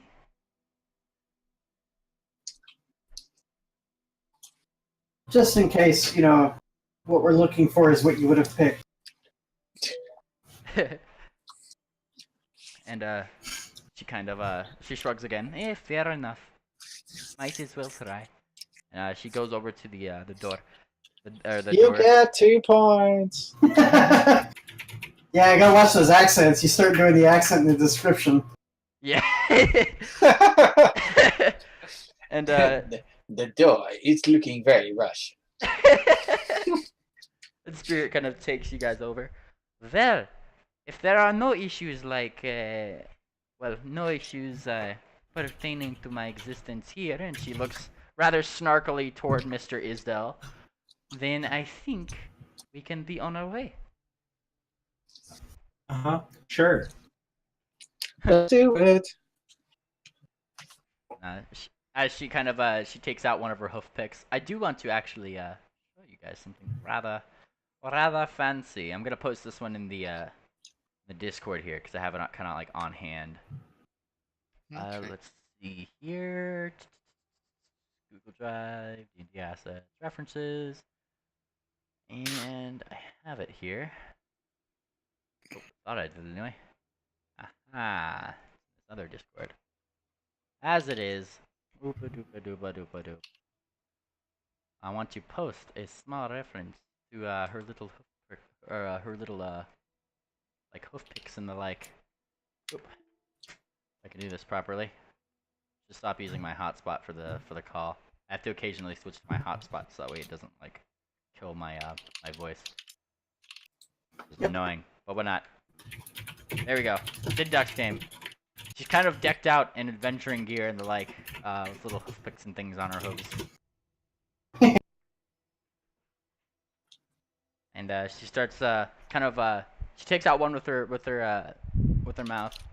Just starts going to town, as it were. And let's see here. Gotta load up her sheet. She too has to do things. Ooh, actually, I shouldn't use the sheet because that one is not updated, as it were. That being said, we'll load up this one. We'll still just roll for her because I have the Hero Labs for her. Boop. We go to spirits. Yes, got that correctly. And there it is. Alright, so she starts working her magic. And she kind of whistles a little bit as she does it. Alright, a little bit to the left, a little bit to the right, and steady shoot. Would you do the honors, or perhaps Isdale? One of you two. It's a toss-up. Go ahead, press it in. I I do that. press it in. And you do, and it clicks, and the door swings open. She gives a bow. Oh, what? Do you think I am some evil perverted person? She kind of looks towards you as though I am offended. Isle just sighs and looks at her. Ah, and this is where we'll bring you guys to the next map. Dun dun dun. And you guys will be starting at the top in the middle. You're looking for where your characters are. I will just kind of bring you guys there. There you go.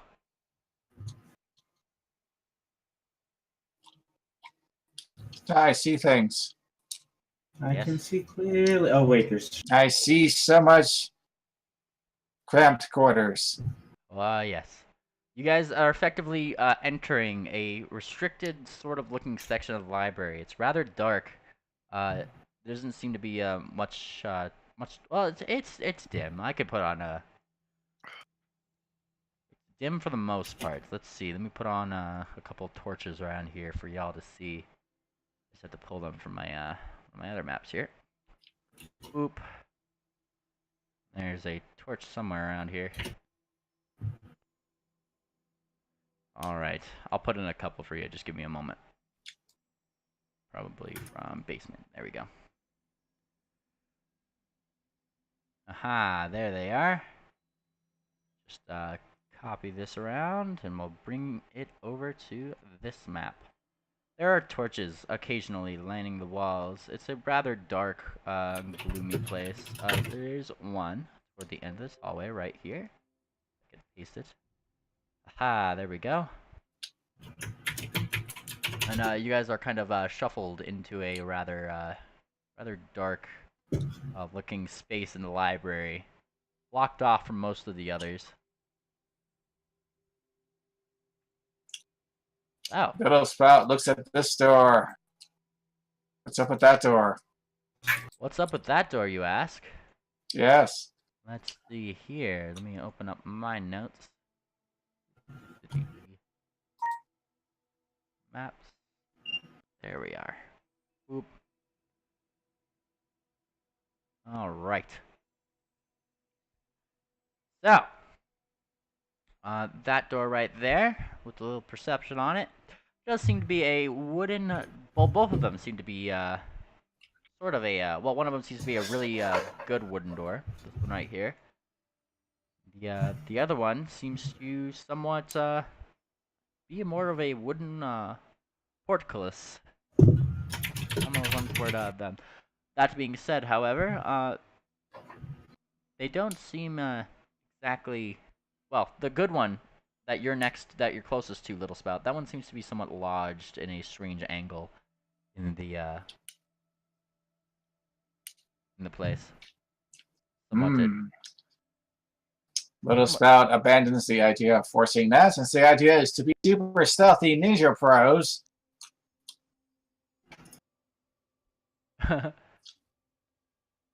What was The that? first step. Sorry. Yay, super stealthy ninja bros. Yes. Super Stealthy Sheesh. Ninja Pros. Sheesh, You're float writing over about there. how stealthy it is, or is it stealthy writing? I said bros on purpose, but I said pros because as if like oh, writing. writing. Yes. So many different words. Yes, language sure has many words. Sorry. I mean, if it didn't, then puns would. That would not just be sad. Sure wouldn't. What is it, Little Spout? Can you open that one? Point. That one up there? She points to it. Perhaps. It looks rather stuck. It does not look like it is locked. And she looks at. Perhaps your friend, Mr. Monster Hunter, can break it open. No, not that one. If it's stuck, that means you have to make lots of noise. We don't want to make noise. You are very true in that fashion. Would you like me to try this one? She If you can. She pushes on it a little bit, wiggles the handle slightly. I think this one is stuck as well. Perhaps Oh there is no, something they're behind. both stuck. Perhaps something behind it made it stuck. Made it so. She kind of scratches her head. Little Spout considers her options. Boy, if only I could actually be one. And I would just flow right on. Would that be so useful? And next to you, just kind of cramped in the space in the small hallway to go in. Pingwing just kind of looks up to you, steady shoot. Hey, you seem to be having somewhat of a bit of trouble with that those doors.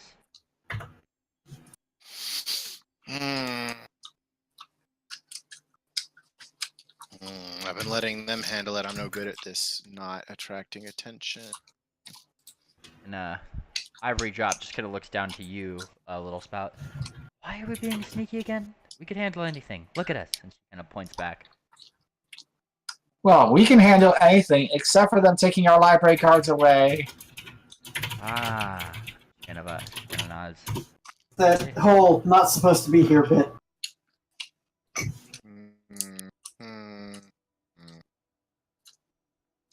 Very, very important. Sees me. I'm just a little sorry, kitten. Yes, I'm just a little kitten who has no idea what's going on. Putting Mr. Darkfire on the GM layer for now, so I can separate out Miss. There we go. And we can put, haha, right there. Now we got a full lineup. Steady shoot. Being subtle isn't working. Be not subtle. All right, opening the door. All right. Would you like to break it open or strength it open? I'd like to force it open first. I don't want to break it yet. Gotcha. Give me a strength check. Oh God. Oof. Yeah, no, that I mean, you try to push it, and it's definitely You stuck gently in place. nudge against the door. Yeah, it like creaks. It actually does. Like, it bends a little bit inward, but otherwise it does not budge. Put your weight into it.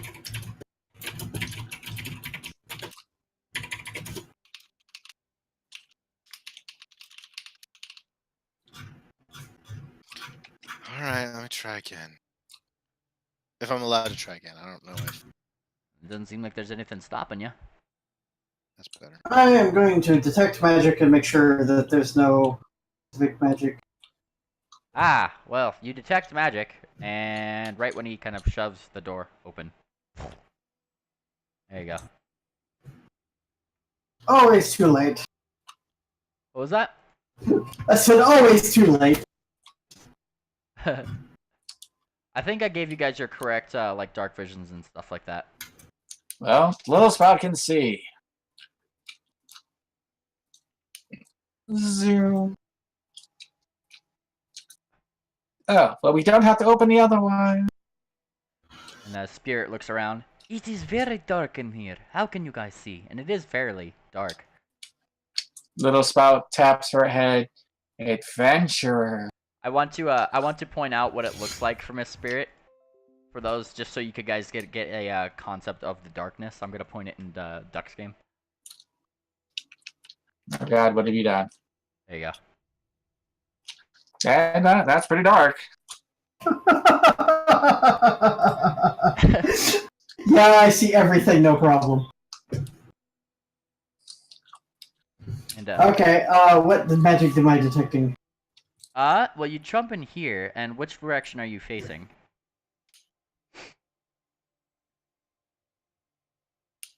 I'm looking in the door. Ah, looking through the door, directly into the door. You sense a couple bits of magic. Focusing on a little bit more. Get a bit of magic from this torch. Get a bit of magic from this torch. Okay, those are just that kind of magic. Get a magic from this torch. Yep. And this torch. You also get some magic pinging from Spirit, specifically her cape. Ivory Drop is definitely ringing with magic as she just kind of hops into the place, quickly stumbles. Ah! It is dark in here. Thump, thump, thump. I got a magic cloak and a magic corset. You specifically get a very large, like, kind of ping of magic from coming from her Ivory Drop's whole body in general.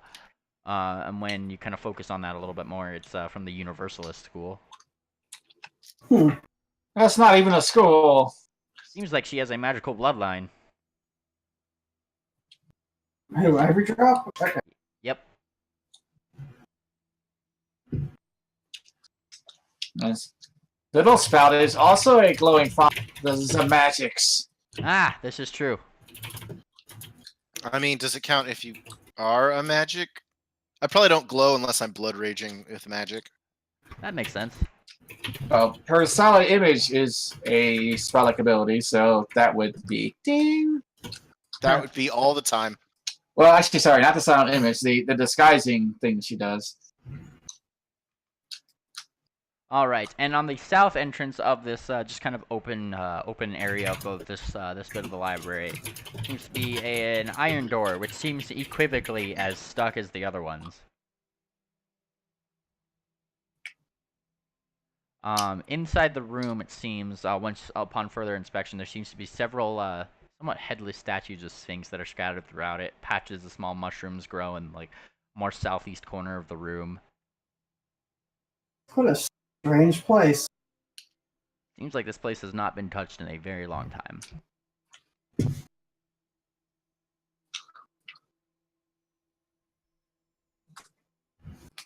the spirit kind of looks left and right. Do you see any treasures? I don't see shit. And she looks back and forth. Oh my god. Alright. My phone is betraying me. So what are you guys doing? Suddenly, music. It won't stop. Oh god. What are you guys doing? Trying to silence my phone. Oh no. Yes. Alright. Truly the worst of horrors. Alright, now that little spell can tuck her cell phone away. Actually, I'm really curious about something really quick. If I set the entire map as a very dim light source, what does that look like? I don't think you can do that. I mean, it's an object. It Huh. looks exactly like the same to me because I can see everything. Huh. Yeah, there is that. Never mind. Oh, you mean the map layer? Yeah. Basically? Just like set the entire map as a light source. I don't know if the map layer can emit light. I guess that'd be a Oh, test. like all of those torches are on the map layer. Oh, then I guess I can. Yeah. So if you set it to give off a little bit of light and all players can see it, in theory that should work. Huh. Didn't seem to change much on Spirit's end. Oh well, I was just testing something. Well, I mean, actually, if you go on the map layer, I would actually set it to 9999999 dim radius. Ooh. Infinite dim light. Oh god. Just infinite. I mean, I could certainly try. Hang on. Just all dim. What's the worst that could happen? And that's when roll 20 crushed. He just Yeah. could not handle it. Alright, what does this look like? Yeah, it didn't change anything for Spirit. It doesn't look like it Alright, changes anything well. if you're in the light source. Which makes sense. I can't see anything because I can see everything. The irony.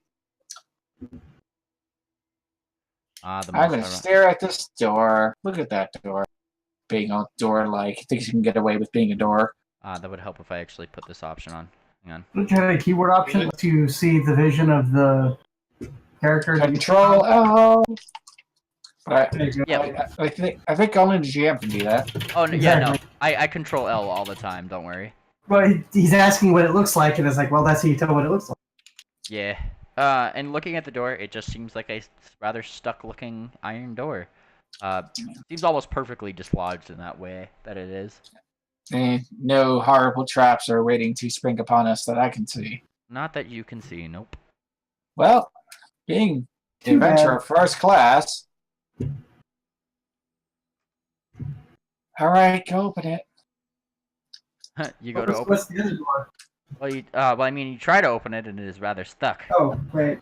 No, I mean, Same little door's spell over there. floated Yeah, over no. to steady shoot. Just said, alright, go ahead and open it. All right, open it.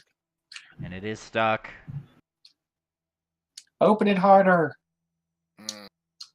I'll open it with the power of the dice. Heart of the nope. Ooh, yeah, no. You thump into this door and it leaves. It does a quite decently loud throng against the metal, but does not dislodge it from the place that it's in. Little spout spins her ears back. Oh, this is so not sneaky.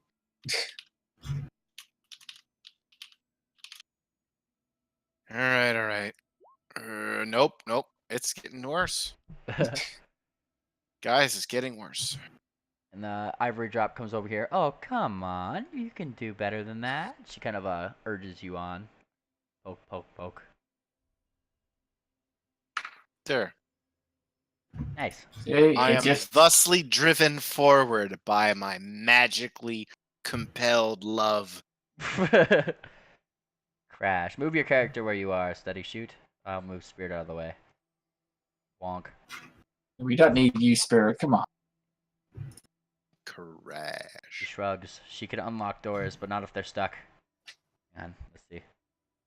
Let me move this out of the way. Bonk. You guys see this room. A stone stair ascends somewhat toward the southern wall, and several pieces of somewhat rotten fruit are scattered throughout the room.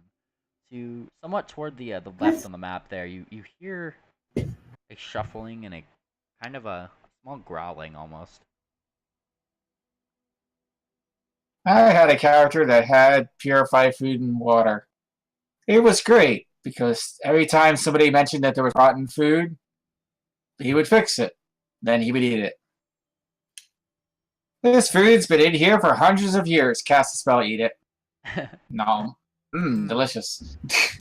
Ivory Drop walks in, no problem. She doesn't seem to have a care in the world. Little spout floats in. Float. Float, float, float, float. She Look also at you. doesn't seem like she's a care in the world. In fact, it looks like she's trying to care significantly less than Ivory Drop is. Oh, how much damage do I get back from yesterday? I haven't. Oh, you guys had a that full might- rest. Full rest? I don't know what that does for my head. Well, I mean, if you were hurt and you told Little Spout, then here, have all the water. Now, Yep. Also, Same Penguin, for- yeah. Also, Penguin and Star Dancer are both white mages, so. Oh, is- Just put this up there. oh God! That was the wrong meter. Wait, what was that, Star Dancer? I missed what she said. Star Dancer, Liz. There we go. Penguin's also a white mage. Yes. I didn't know that. Okay, He is indeed. That's why that's he's kind of. hilarious. That's kind of why he's been like sticking around you for the most part, like trading spells and such, and showing off I his see. grimoire. Oh, I see. Okay. Well, do you have cure light wounds? Well, maybe. But do you have cure moderate wounds? What? And Ivory Drop kind of looks around. Certainly could have cleaned up this place better.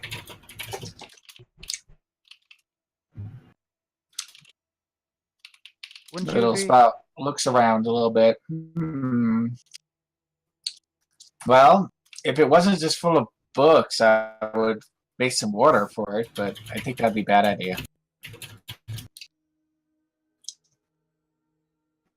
And the small bit of growling that you hear seems to be kind of like ripping and like a tearing sound in this general vicinity over here, past what looks to be a little small stone archway into a different room.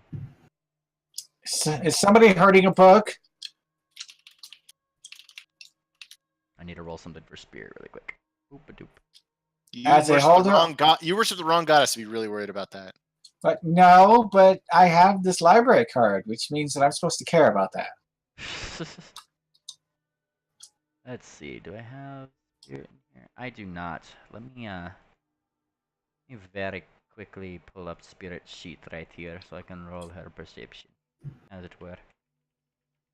1d20 plus what's her perception? There it is. If 13. you can't find a character's perception, does that mean they don't have perception, or does that mean the player doesn't have perception? The real questions. Players of Blade. All time. And Miss Just in Ivory case you Drop. want one. Just gotta put this in a different window so I can pull this up when I'm readily able to.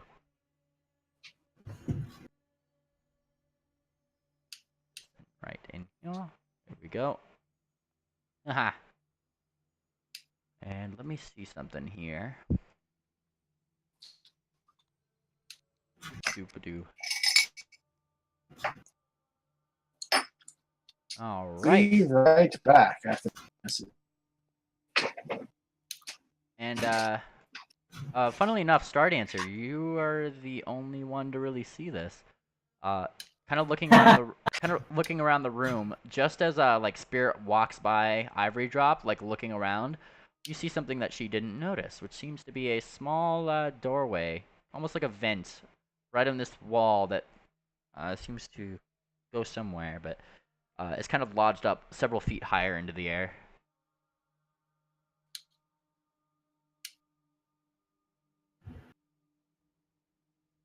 I could put that right down from the GM's layer here. Boop. So you can see where that black mark is. Oh, what? What? I will go take a look at the black mark. Aha. Is it magic? And you start focusing your magic upon it. And let me just check something. It does. You do see a little bit of magic. Little bit of magic indeed. And specifically, as you keep focusing on that magic, you get a school of abjuration.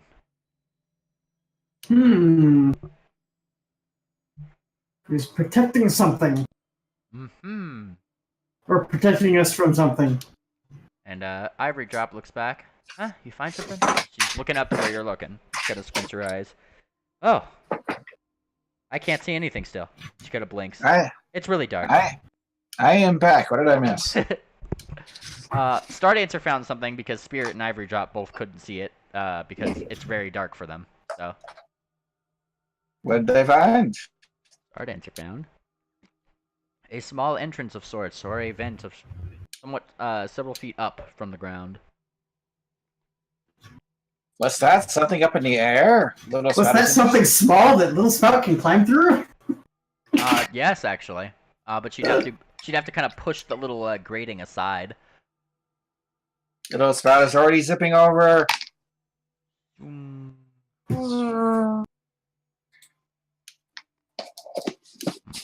All right, Little Spout. She has entirely forgotten the sounds of eating. Because there are small, interesting things to be looked at. All right, Little Spout. As you see this door that's located like the several feet above the ground and all that, it seems to be locked. It's a metal grating, definitely locked. There's a latch on it, and seems to be just big enough for you to just squeeze into. Boop. Well, squeeze into, more like you could literally just land in it and walk into it. Somebody like Stardancer might have to squeeze through it. But the grate is in the way. Yes. Is it locked? It is definitely locked, yes. Can Spirit get up there to unlock it? Or do I have to cast Knock? Spirit has wings, so yes, she can get up there. She looks over. I can't see shit. What did you find?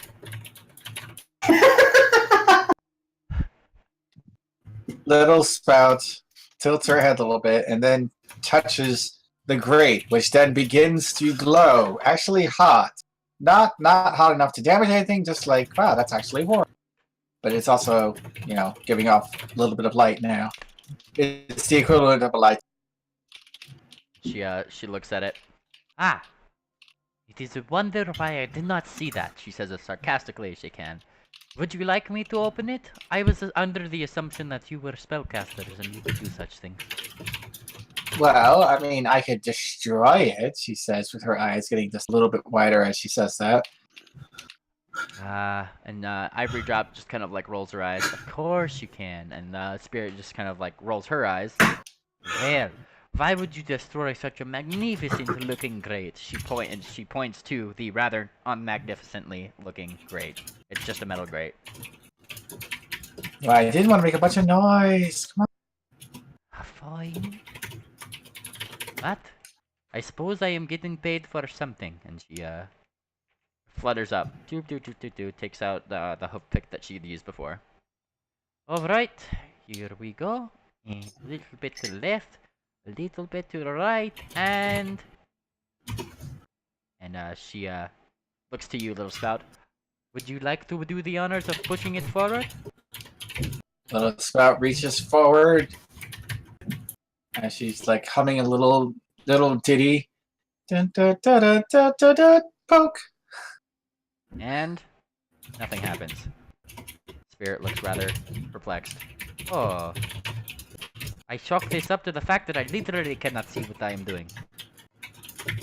The out waves at the glowing crate. Well, I can see the grate. What I cannot see is my own little instruments of what I use to unlock these things. And she points to the hoof pick, which she takes out and puts in. Well, Little Spout reaches out and makes the hoof picks glow instead. well, now you do that. She looks at the hoof picks.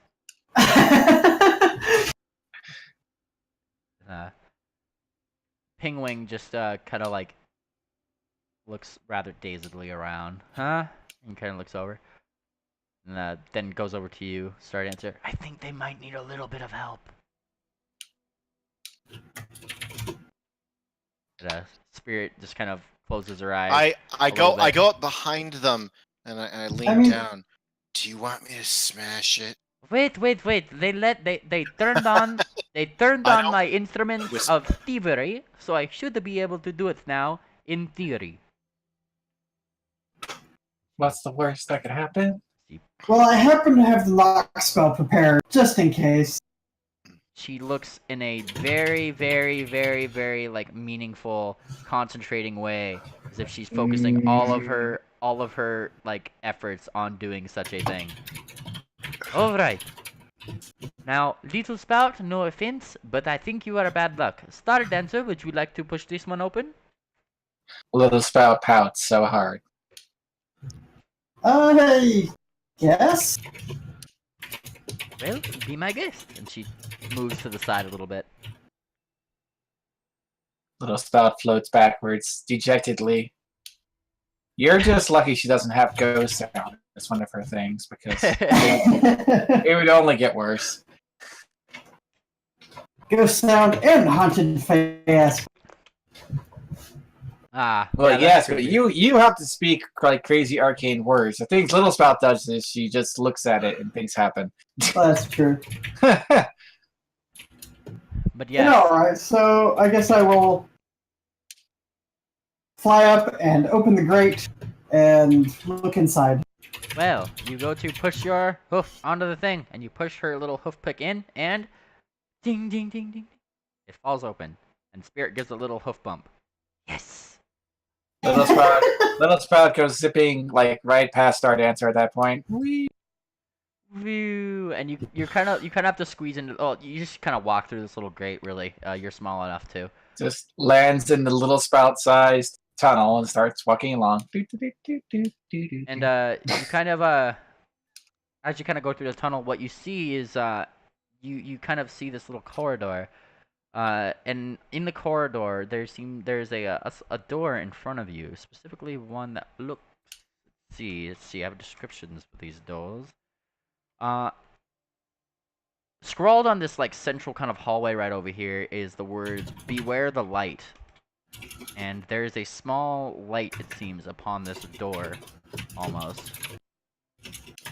Little Spout attempts to add 2 and 2 and arrives at an answer. That might be a trap. Who would have She known? She nods softly to herself. The writing. Or somebody just wrote that there as like a cheap way to scare people, like it was a trap, and it's actually just a. Is it magic? Are you detecting magic that way? Yeah, I will look Yeah. that way with detect magic. And Oh, well, then Little Spout tries to get out of the way. So that you're not detect magic in her butt. and you do indeed detect magic that way. Is Little Spout's butt magic? We'll Indeed. never know now. You see 2 bits of magic, Little Spout and something else. Keep staring. And you said what? Something? Little Spout.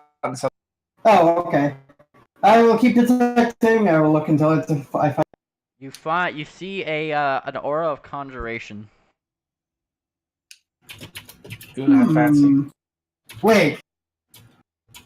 Does the air vent just make air? No, there doesn't seem to be any air in it. You seem to sense this aura behind the vent. in whatever Wait, little place that there's- little spout had kind of popped off into.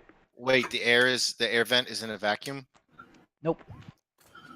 Oh, and as you kind of fly past that door, little spout, an amazing little icy sound illuminates that light, and fling. Haha. Yeah, I was going to figure something like that. I have to play around with my APIs at some point. Hang on. Let's see here. If I can actually access my tokens here. Oh, it's on the map layer. That's why I can't access Tokens. Who does that? and you, what's your AC? 32. No, against a trap, that's not actually that high. Oh, okay.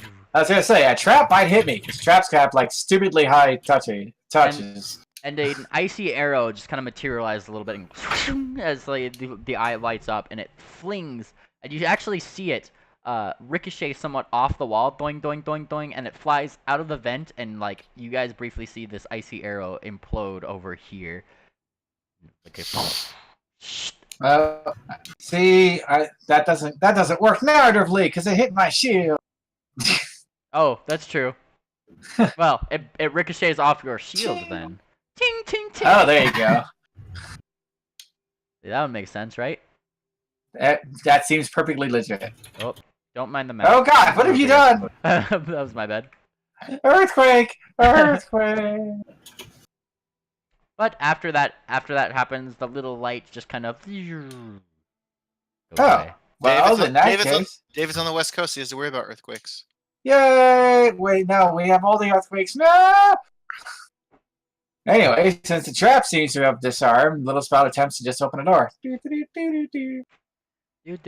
Well, that happened. Got to be careful for such things, says Spirit, looking up there. Are you alright, What? Spirit? Careful is my middle name. Little Wait. Careful Spout. Wait, her name is Spirit. Well, you go to open the door and it does seem rather locked. Click, click, click, click. Aww. It doesn't seem stuck. Little Spout should come over here and check out this door. But first, she shall at least glance at it in case she haven't caught the trap. Aha! And that one right there, let's see here. I'm just trying to see here so I make sure I'm telling you the right things. You go to start unlocking, well, going to... I see that glanced at it first. Yes, you glance at it and it just seems like an iron door. Then I reach for it. Beep. And it is unlocked. Open it! Guys, I found a door and it's not locked. Alrighty. I think they think that we were ready all the other times. And there's a rather dark room in here. All of the torches seem to have gone out. You do hear a small bit of buzzing. Ooh, buzzing. Guys, I hear buzzing. Boop, Well, then buzz off. boop. Ba-da-ba-ba-da-ba. Yay. Oh no! Bonk, Little bonk, Spout found the turn order. bonk. No! Feel free to roll your initiatives while I get the things that are in this room on the map. Apparently, Little Spout was very surprised. What's a good one? Aha! That's actually a good one. A good one or an evil one? Dun dun dun. Oh, I shouldn't be putting these on the GM layer. You guys can't see the GM layer. There we go. It's true. We For can't. now. Oh well, I mean, if I don't they think were... it's like playing a video game where like slowly more stuff will get revealed to you, and eventually the GM layer is one of those things. I don't think it's like that. I was gonna say, if they were right there, I could have seen them around the hallway. What was that? I said, if they are right there, I would have seen them out in the hallway. Yes. Well, yeah, you can move yourself back to where you'd seen them. Beep, boop. Yes, forgot- I can see that one right there. I forgot that you have that fancy, bigger field of vision. Oh, it's actually, I mean, it's not that big, man. I have you at 30, It's 30. all Is up that... 30 feet. Yeah. Yeah. Okay. Cool. Just It's making sure I like had a that dwarf would see this far. right. And If this was Pathfinder 2, then I would see everything. all right, let's add You would these see everything, and everybody into- with a torch would see like 10 feet. Yeah, that's basically it. Yeah, it was pretty great. Oh, cool. They it, actually it sure did. It sure did make people with dark vision feel nice, didn't it? they actually have this in the in like the character what's it called, compendium, so I could just kind of import this over, and it makes my life a lot easier. Yay! Oh, convenient! Yay! There it is. Put your hands together, and I want to hear a clip clap. Bonk. All right, cool. And now I have the initiative things for them. Haha! As you do. And what these seem to be is many, you hear the buzzing, and you just kind of see them a little bit. Seems to be lots and lots and lots and lots of wasps. Many wasps. No! They almost look hellish. It's quite disturbing. I mean, it's a good thing it's not me as opposed to my character, because, like, I do have a phobia of bees and bee-like objects. Oof. And now it'd be like, no! Not the bee! And I would be running Not in the the opposite direction as bees! quickly as possible. Not the barber! Wait, that makes no sense. Ivory drop as well. No, it doesn't make any sense. However, Little Sprout is disappointed because high ACs don't work on swarms. Aha, it's my territory now. Swarms are bullshit! Where I just have tons of hit points and a little bit of DR. I mean, on the positive, I can totally.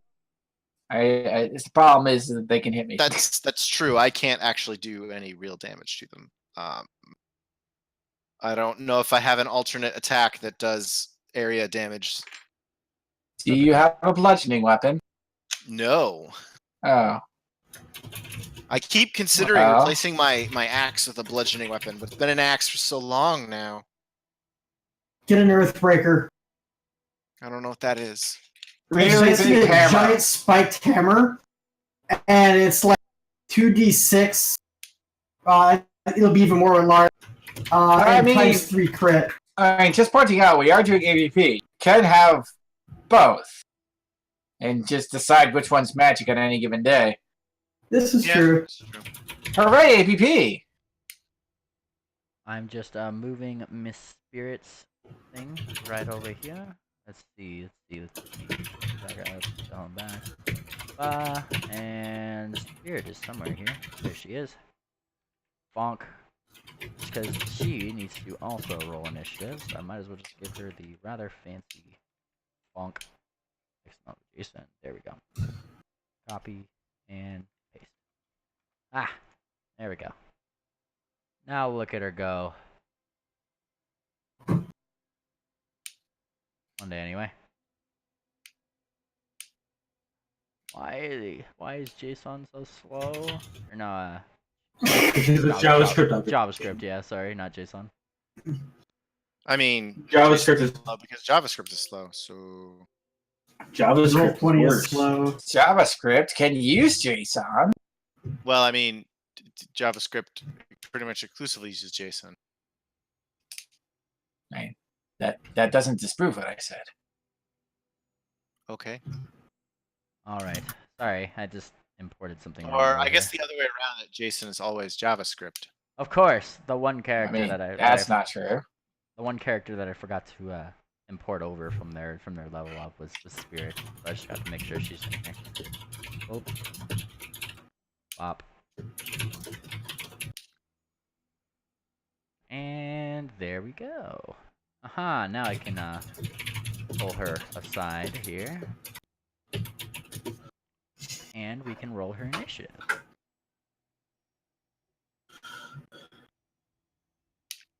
We go to her core here. Boop, bop, and there she is. Bonk. Alright, Ivory Drop did her roll, Spirit did her roll. All right, do we need my roll? I guess. Yeah, everybody can roll. This is still happening in the general vicinity. So many rollings. That does include you as well, Isdale.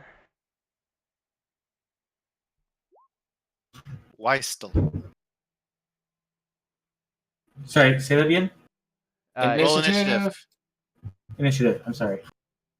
Oh boy, and Penguin gets a magnificent 4. Awesome. Woo! I'm not the worst. All right. You win. Sort of. Initiative.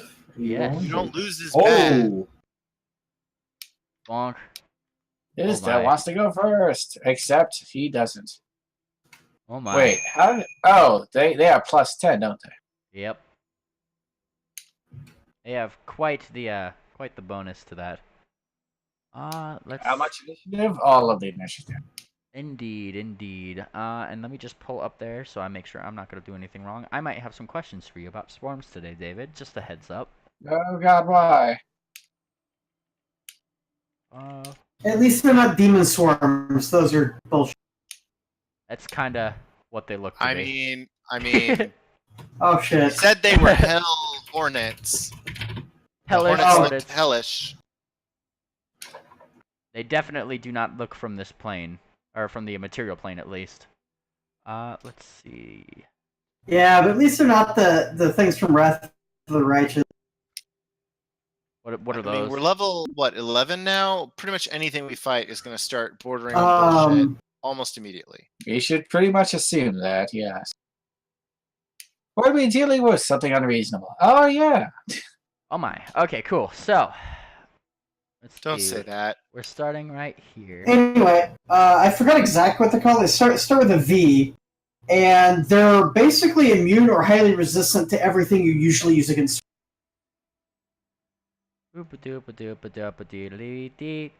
And some of them start going forward. I'm just making sure that I'm getting their movement speed right. Where's their movement speed? Movement. Who does that? Ah, there it is. Ooh, and they can move right up into your square. Boom. Zzz, comes one. And they look rather angry. Specifically at you. Now, let's see here. Not the bee. Not the bees! Bonk.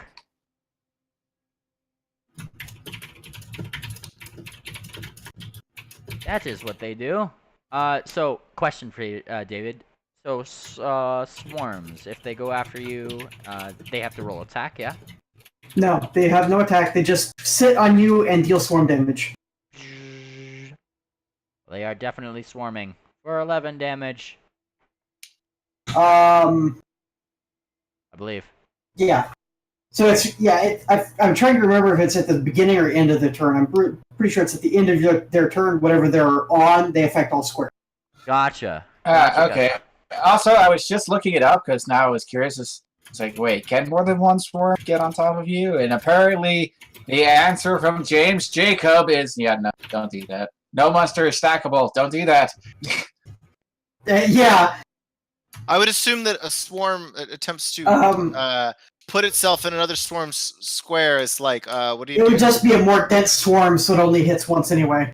Yes. Well, I would say that, like, the swarms are theoretically at their maximum density. Exactly. So they just can't be on top of each other. Exactly. That's what a swarm Unless is. that was just like a really weird way of them like healing, which would, in my book, be like legit. Like they just combine their hit points. Old I versions would do that. of Their max- D&D did have like swarm things where, like, you know, some monsters would be more threatening if they were in groups. I remember brain rats. I know what they used to do. They still do it. It's just not as good. The horror. Anyway, so it's attack. Wait, does it actually have to attack? Yes, and it's on the. It's a GM roll for me. I just put it to public so you guys can see him too. But it did 11 damage. Okay, but it's a swarm. It doesn't have to actually roll to attack. Yeah. Okay, just making sure. Like, if you That's probably just a roll 20 thing. yeah, no, I was just making sure it wasn't like had a special swarm with special rules. Yeah. Sometimes, that happens. I was just making sure. And they start Ah, stinging. No, I'm And, being stung. The bees. Not the bees. Anything but the bees now. and a couple of them like ping off your water shield, but in the grand majority of things, some of them still get you and get underneath that shield. And I'm No, playing. I imagine the little spout is trying to duck and bob and weave, and it's like, no, they're everywhere. Ah! I feel like I should play some fitting battle music here. I think I need 2 forts. There we go. Yep, yes you do. Why 2 fort saves? Just curious. Distraction. Ah. You have passed both. Yay! What's that? Little spell is a great big mountain of constitution? Who would have known? Ooh. It's almost like she's a class whose main stat is Constitution somehow, in a marvel of min-maxing, so that like the stat that nobody wants to be a dump just happens to be the stat that you tack on. And Huh. coming out of the There vent, should be more classes like this. you guys start hearing. No, There there's really really should. less classes like that. You guys start There hearing. used to be a sorcerer one that allowed you to be a sorcerer based on con. They actually errated that away. I want there to be less than that. I want there to be less single attribute dependent classes and more multi-attribute dependent classes. You guys start do that hearing way. like a buzzing as like the second one starts. As a designer, it makes me pleased that you have to choose what you're good at rather than just being good at everything. Hey, you say that. I do like my dexterity. I know. Buzz, buzz, buzz. More Yeah, buzzing. no. What's the buzz? No! There are bees everywhere. Bees. They're coming for you. Not the bees! And Isdell, we get to your turn. Quickly, be Cool. quiet.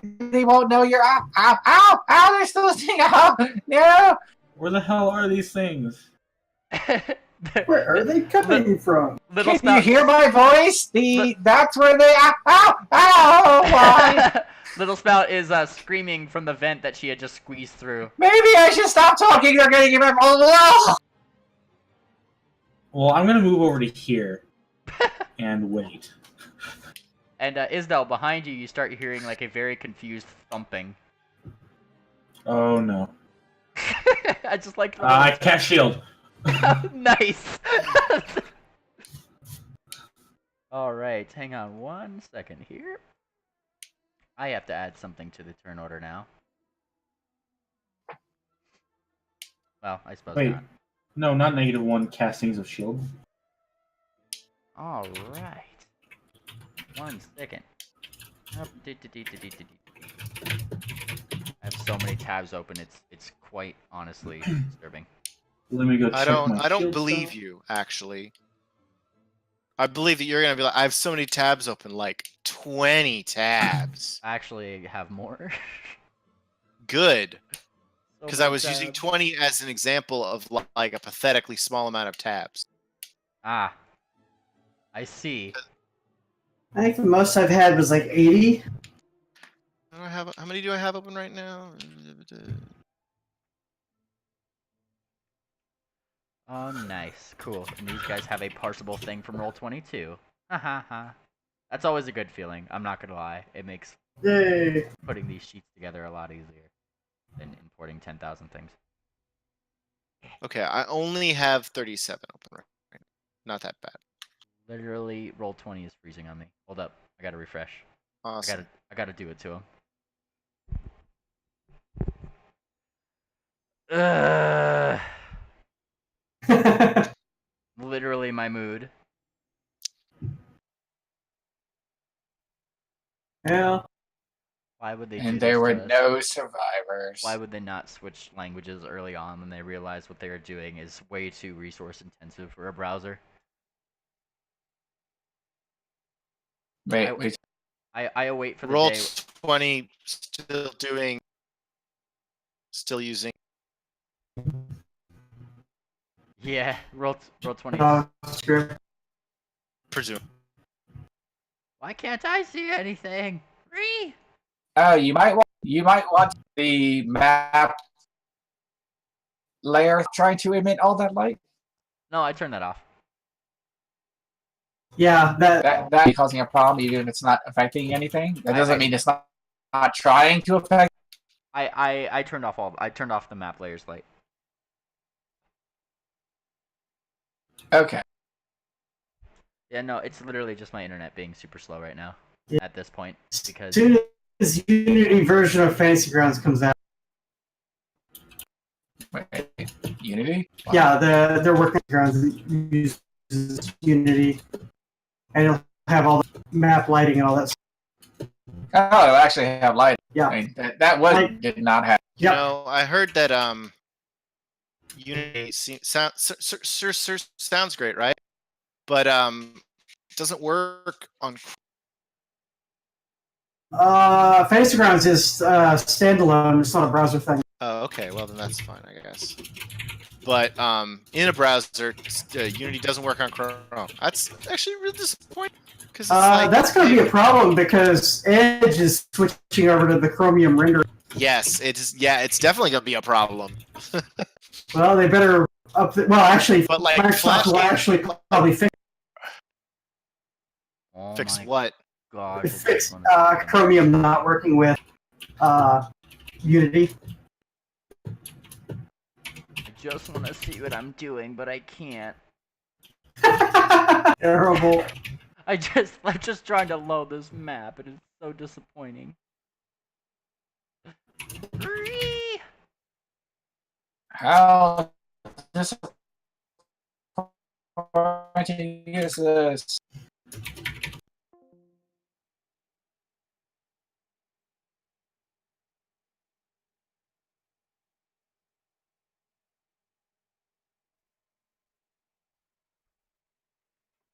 Oh no! Help! Hey. You die. Ah! Is this a terrible night to be cursed? It's a terrible night to be cursed. You are definitely correct in that aspect. And my hotspot. I mean, are there good nights to be cursed? Like, oh man, look at that moon. This is a great night to be if you're an cursed. oracle, there's some good nights to be cursed. Alright. Got this. Got this. Alright. Hang on. I can at least hear you guys now, and that is the good part. Yay! Yay. Ah, bees! Not the bees! Literally the bees. I just want to add a character sheet, but they won't let me. Alright, it's okay. Ah, they're stinging me. I'm just going to roll this from the Don't they understand There the you go. mother? They should have respect for that. That's bad. You get out of there. I forgot about that once again. that makes sense. Cool. Well, Like, Little Spot was the last to know, but you will not forget that fact. there we go. Got to add them there. Because that Alright, would just be kind of weird. Isdell, was that your turn? Yeah, that was my entire turn. Well, guess whose Who turn is cast a spell? Guess whose turn is it now? Is it a bee? The bee. And you guys start seeing Not the zzz, bees. flying through the vent. Zzz. Not the bees. Gosh. Well, if you don't like the bees, we'll send the seas. And this is where Spirit decides to grip onto her rapier with her mouth. Alright, lads, we have some bees! Look at that! Look at them go! And she points up to the, Now she's British? Nurse, you have a rapier in her mouth. What do you think she's doing? Okay. I'm not an actor, damn it! I did my best! No, Remember, back in the early days of Ponyfinder, your voice was specifically impeded by any time you held anything. Oh, really? But that changed. It's mostly Because it was Paizo's. very silly. It was mostly Paizo's fault, actually. Really? Yes. Well, we had a feat to deal with it. That if you took the feat, then, you could talk normally, right? But I gave the feat a jokey name. Can you guess what the jokey name was? I cannot. Cunning linguist. Ah, Oh. Wait, that was also the zebra ability. Oh, did I bring it back? It got changed to the proper name in the latest book, but yeah. Okay. That's mildly But hilarious. yes, it was cutting linguist, and Paizo sent me an email saying, "Yeah, you can't do that. That's bad. Oh. You're being a dirty person, and you know it. You better change that." I was like, "Oh, okay." Was that why that got changed? That's hilarious. And that was the point that I reconsidered. I was like, you know what? Maybe I just don't want to deal with this whole stupid voice thing anyway. So then the Fae just became more Fae, and they can just talk with their mouth full. It's their heart. It's the speech of their heart. It's still mentioned thematically somewhere, but yeah, it's not a mechanical. If a Fae wants to be understood hard enough, they can talk with their mouth full. Yeah, it got changed to gifted linguist for the zebra ability. Yes, gifted linguist does not have nearly the same connotation. Now, question about Just swarms different. and physical attacks. Do they work? Wait, what? If say spirit. Oh, wanted what's the size of the things swarm? That's the question. medium? Yep. Well, Wait, hang on. no, not the size of the swarm. The size of the things in the swarm. Size of the things in the swarm are diminutive. I think that is too damn small. 1 second. Swarm, Pathfinder. But I think Yeah, diminutive is too damn small. Ouch. I thought it worked on the size of the swarm. No, because that wouldn't make any sense. So yeah, diminutive.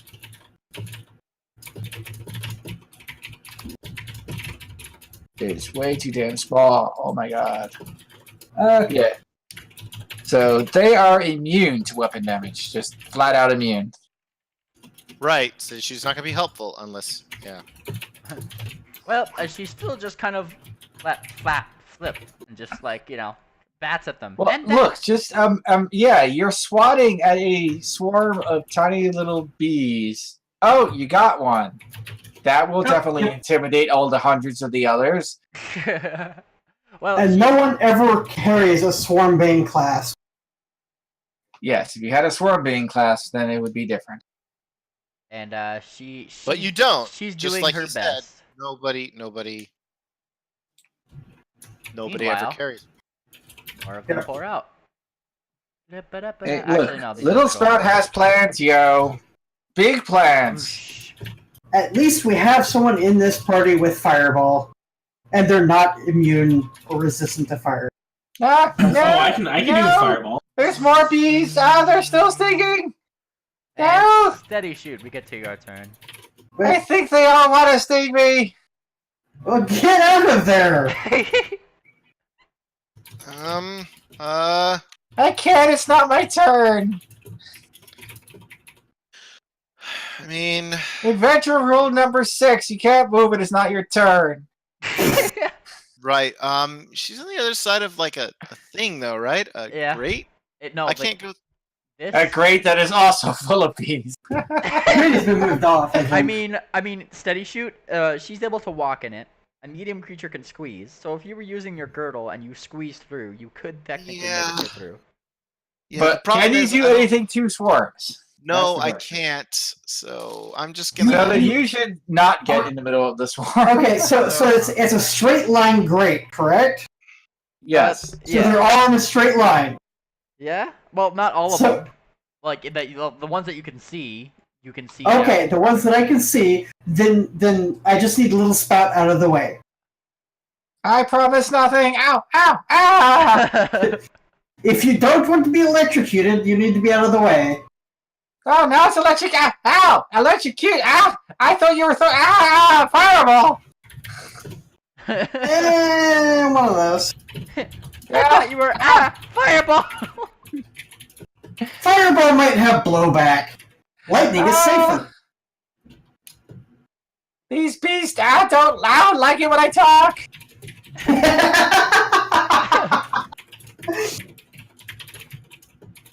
Oh Are it my. just the bees that don't like it, or is it you that doesn't like it when you talk? But no, I love it when I. Ow! Ow! Ah! I love it when I talk. Alrighty. What is that? What you're doing for your turn steady shoot? Just I can't do anything. I can't do anything. This is a terrible idea. Well, you along with Isdell hear another confused, somewhat growly noise coming from over here, and in Celestial, funnily enough, Isdell, you kind of well, no, actually, sorry, not Celestial, Draconic. I do believe you could speak Draconic, yeah, Isdell? Yes. Yeah, you kind of hear. I wonder who's here. Oh fuck, we need to get out of here. And Little Spout, it is your turn. Stop stinging me! She says as she flits away. Didn't we agree to not like destroy anything when we got here? Too late! Sploosh! And you go to this side of the thing. You actually do notice a small. We are going somewhat... to make Beautiful's parents very angry. What's over there?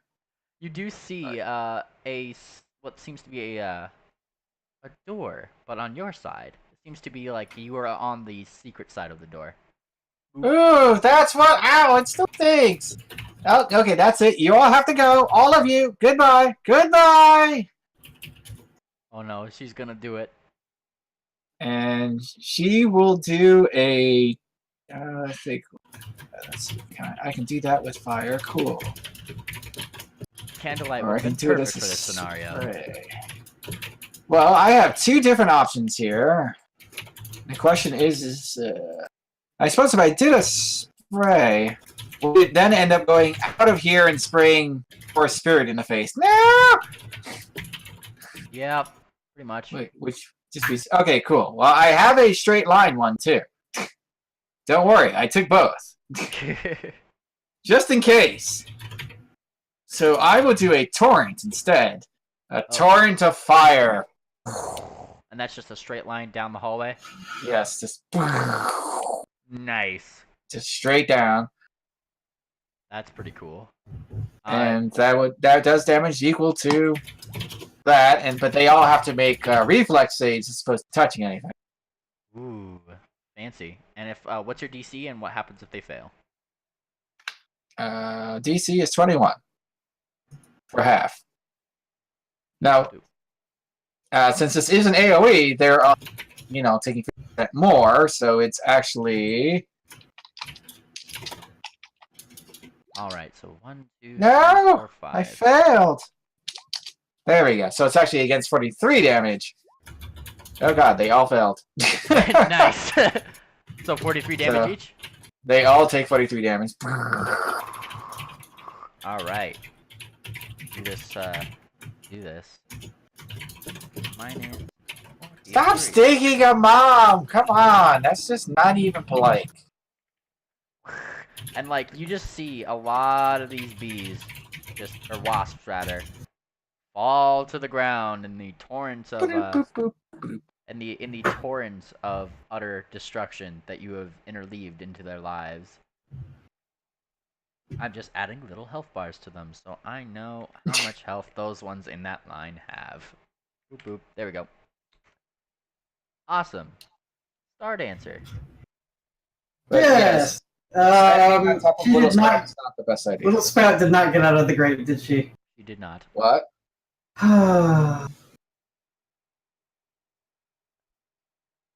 Okay, I am. What you saw from the grate is effectively, saw and heard was, ow, ow, ow, okay, you all have to go, and then just the grate lit up. What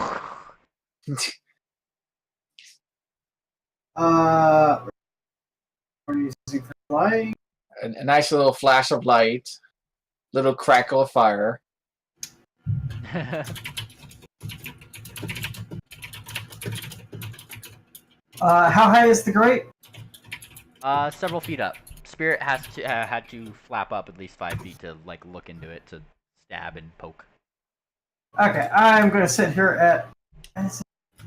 Sorry. So I'm going to fly up and prepare to cast.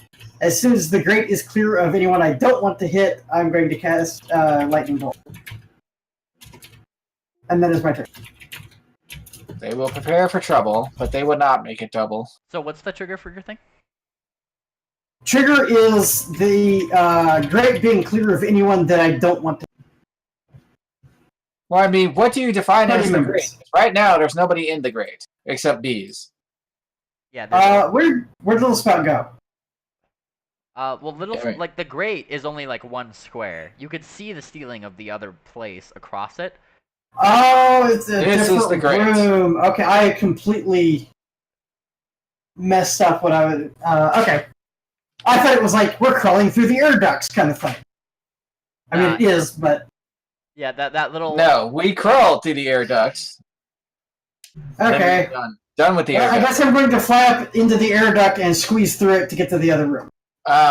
Okay, you're going through bees, but you can do that. What?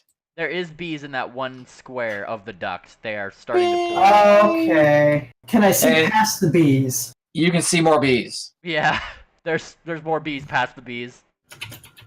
Oh, I guess I'll just fly up and hope I don't hit anybody and lightning bolt. Yeah, I went through the bees, and all I found were more bees. Where are you? The bee section. Just straight through there. Yes. Where Nice. is my spellbook? Spellbook. Like, And it's the same deal as Little Spout, right? Reflex save for half. Uh-huh. But it is an AoE, so that's also increased in damage. Bonk bonk. Both of them failed their saves. Oh, poor bastards. So they both take 54 damage. Nice. Because swarms really don't like AoEs. okay. 120-foot line. Well, one of these swarms goes zap, bye-bye. They're all dead on the ground. Not the one And in you the can vent. also hear a little clip clop. Yay! Oh, they're probably really angry at me now. And They're let's, probably gonna sting me some more. let's see. And it is Ivory Drop's turn. Now, question: can you move through a swarm? Yes, and they do not have any attacks or swarm. They have no threatened area. It's just you take the damage going through, right? No, only if you stop in the swarm. Otherwise, you can dash across. I mean, just imagine there was a room full of spiders, and that's terrifying, but if you literally ran through the room, the spiders aren't doing much to you. That's fair. Yeah, that's actually a really good way to put it. I like that. What would the spiders do to actually stop you from running past them? Nothing. That's pretty much it. Unless it was a swarm of giant spiders, then you're... No! Well, Ivory Drop, kind of squinting up to look at this, gives a small bit of a squeak. I don't like bugs. I really don't like bugs. Hey, They don't Isdal, like me either! Isdal, what are you looking at over here, buddy? And she kind of turns around and she looks like rather plaintive. No. And she hears the voice too. Oh. She pulls out her grimoire. And it is now Pingwing's turn. Alright, when things get grim, you need a grimoire. Now Pingwing is studious. Aha! She gave a plaintive look. I see. Plaintive look. A look that you don't typically like to see upon a well, on a face of somebody who casts lots of spells and is exceptionally roughly your level. Pingwing, on the other hand, flies up a little bit. Floop, floop, floop. He's a little clumsy at it, as he does. Ooh, these are a new type of wasp. Never seen these wasps before. What do you make of them, Gunther? And they just seem to just be studying these wasps. Well, just kind of moving his... They still sting people! Yes, I see that. Tell me your observations, Little sting. Spout. I'm writing them down. They will sting, and it hurts. Ah. We need Wow. to repeat. We need to science the hell out of the reaction to fire. Yes, and Start sciencing it. His turn Apply is not rigor. his turn is not just wasted on that. I was doing that for the reasons of rolling certain checks for Mr. Pingwing. We can learn a little bit about them. Okay. That'd be Okay. for these guys, knowledge planes actually. No, Bonk. we want to test their reactions of fire. Apply rigor. Apply. Ah, and Pingwing, seeing these things a little bit up closer. Oh boy! Just don't fall unconscious. You'll be fine if you do not fall unconscious. They really would like your body. What? Little Sprout blinks. My body already belongs to one pony. Oh, it's about to belong to a lot of them if you don't stay conscious. No, one pony. That was a promise. And it is now this bees. It's now the first bees, or wasps, that attacked you. So naturally. But these are supposed to be hive wasps. They're supposed to obey contracts. No. Bonk. 9 Ah, damage. Wrong hell. 9 damage, and you can. Actually, it just reminds me. What kind of damage do they do? Is it just basically bite damage? Let me just. It's double swarm check 'em. or swarm damage. Yes, melee, swarm, 3d6 plus distraction and poison. It doesn't say any specific other type of damage. Well, in that case, she takes very little damage because I just remember she has DR. Yeah. Really? Yes, Little Sprout does have DR. It's not that hard to get past it, but she does have it, and she will use it. Damn it! Yeah, Shake. Swarm traits only specifically states that it's non-magical unless it states otherwise. So it's untyped damage. Then she is good to go. But it is affected by DR. Oh no. However, she would have taken at least some damage from this, so she still has to make fort saves. Fort save! Bonk, bonk. Yeah, like fort saves. He doesn't like fort saves. You've made both. Not the fort save. They're still stinking! No! These ones kind of flutter over here. Stupid wasp! Now it's these ones' turns. Bonk. And these ones fly completely through the grate. They spot. Guard answer. Uh-oh, crap. Yes. You are getting swarmed. Swarmed, I tell you. For 8 Oh, my damage. defenses! There you go. And you can give me those 2 saves yourself. 2 of them? Ouch. Yes. Distraction. What the heck? Oh my god. What, really? That's harsh. That's real harsh. What are the chances of rolling 1 twice in a row? Pretty low. Yeah. One. Well, actually, 1 in 400. Alright. Math! One. No, Still don't pretty bring low. your profane math Well, in as here. they sting you rather unexpectedly, first of all, you are distracted. Second of all, the amount of stings that are going into you are kind of making your body somewhat numb and sluggish as you take 1 point of dexterity damage. Not again! Okay. Bonk, bonk. Wait for character to load. Bonk. And we get to a rather large thudding noise. Thud, thud, thud. And briefly, Isdell, you start seeing claws appear, and then a face looking around the corner. Ooh. Before it would move back. Bonk.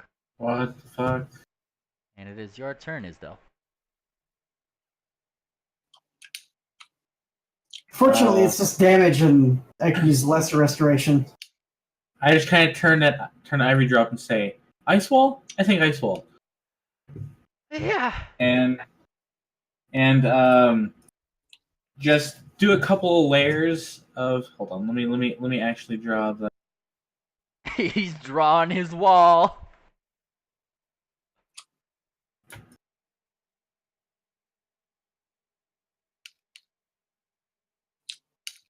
I just draw a wall like that of ice on the ground. Just 3 layers of ice. That's fine. I see nothing. I drew it. Hang on, let me refresh. Oh, there it is. As soon as course. Oh, I didn't click off. As soon as I push refresh, it appears because you click off. Now I gotta wait for this thing to refresh again. Good. You crashed. You crashed everything. You took everything from me. Kidding. Hang on. Once I could see the turn order to see who's next on here.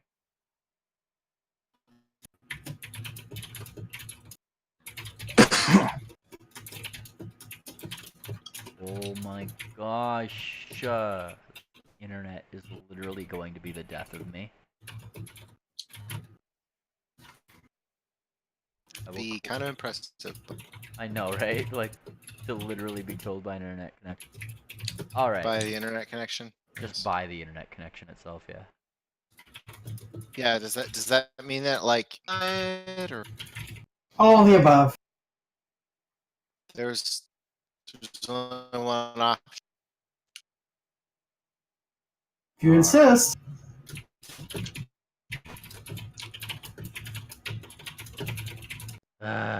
Apologies, I have to wait for this thing to continue its loading.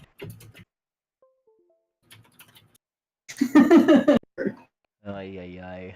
It be like that. Alrighty, I'm just gonna keep using my hotspot because that like gives me. There we go.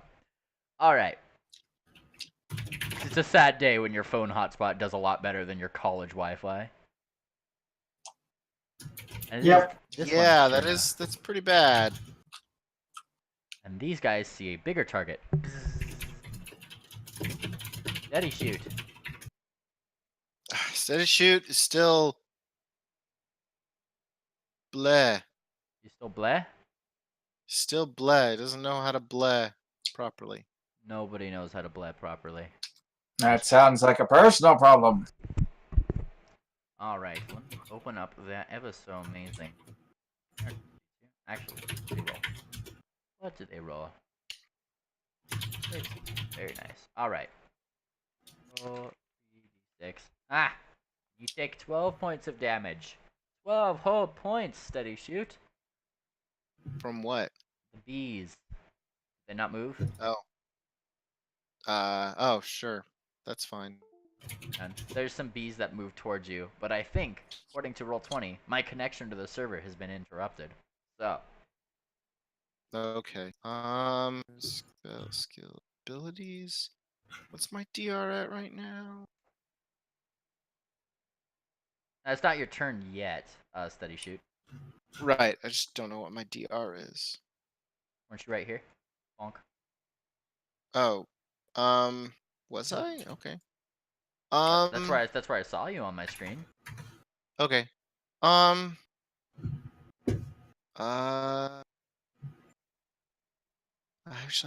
have I not written it down? Looks like I haven't written it down. Hold on. Well, you still need to give me 2 fort saves regardless. That's true. That's true. That's true.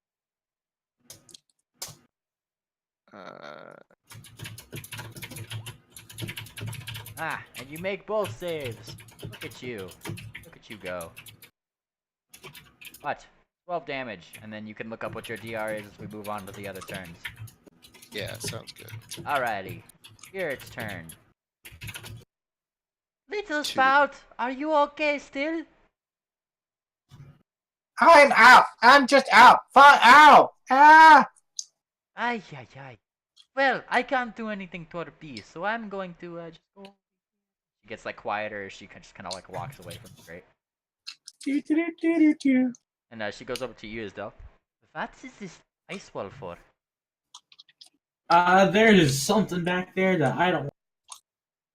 Huh. And she looks over to you. Are you telling me? She kind of leans over. You are being a little bit of a pussy? She kind of rubs your head. I got the jokes. Back over.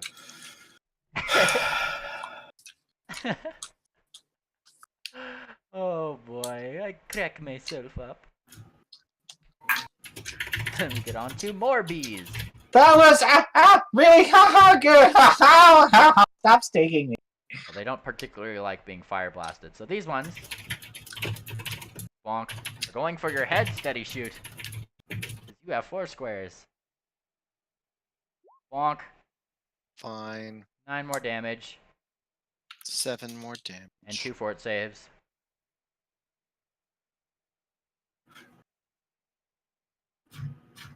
Ooh, nice. And you did barely make the second one. Mm.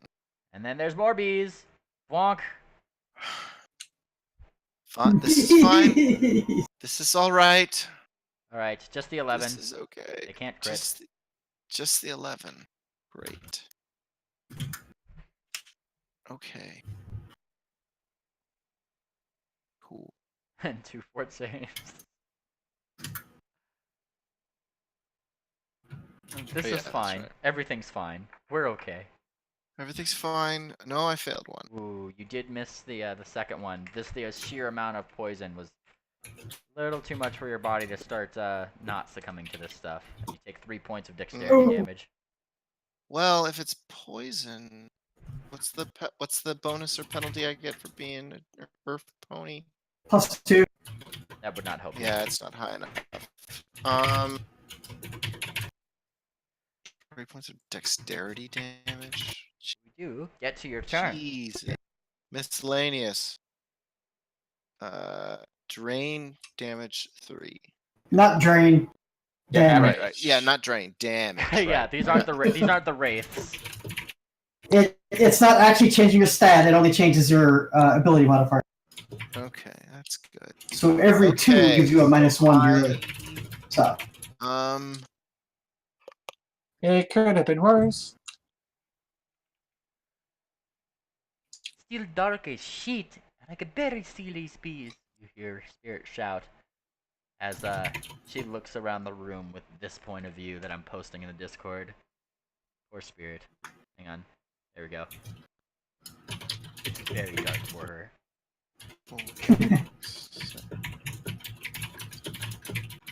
Okay. I guess I rage and I regain 4 hit points. Well, wait. Do you actually heal? I have fast healing.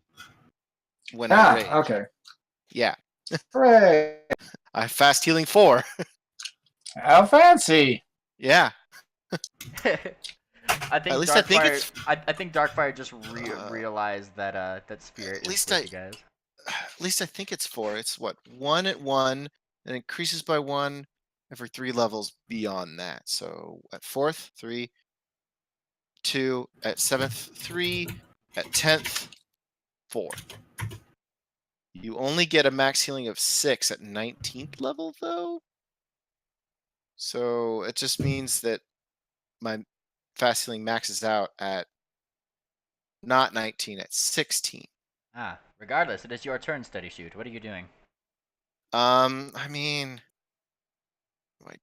what am I doing? Okay. Panicking is a free action. Yeah, that's not very useful. I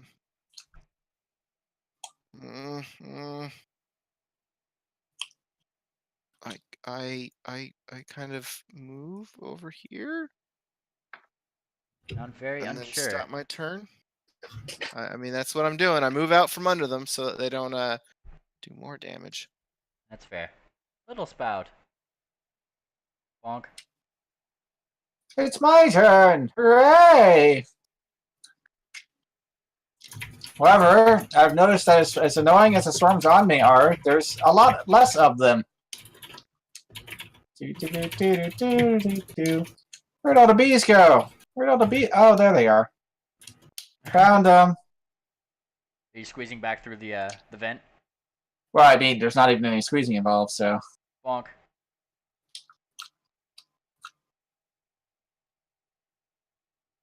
There you go. Found them.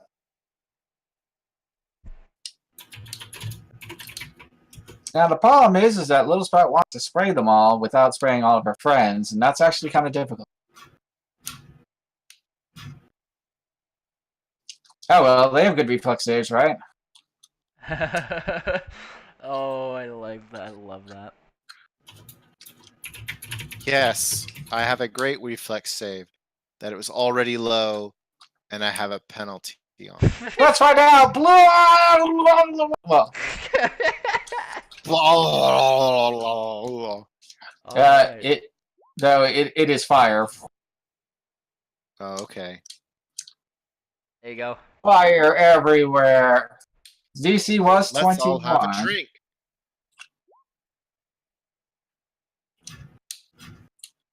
Unfortunately, I can't crit that. That would be amazing.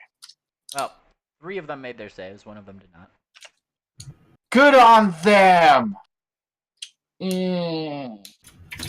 Alright, just making sure the damage is correct, which it is. So, they are saving against 46 damage. So they will take 23 if they saved. 46 if they failed. Gotcha. 23. Everybody else is saving against 31 damage. The people who are not swarms. And this one. Does that include me? Minus 40. Well, are you a swarm or not? I want to I am point not a out. swarm. I want to point out So, that this. 31. I want to point out that this swarm right here, the one closest to steady shoot, literally has 1 bee in it. What? Well, I was kind A of swarm? It's just. I was kind of hoping that I was out of range, but apparently not. It had 47 HP, little spout, and you did 40. Well, for sake of argument, it's, let's see. If I wanted to, I would have to, oh god, I would need to be standing there.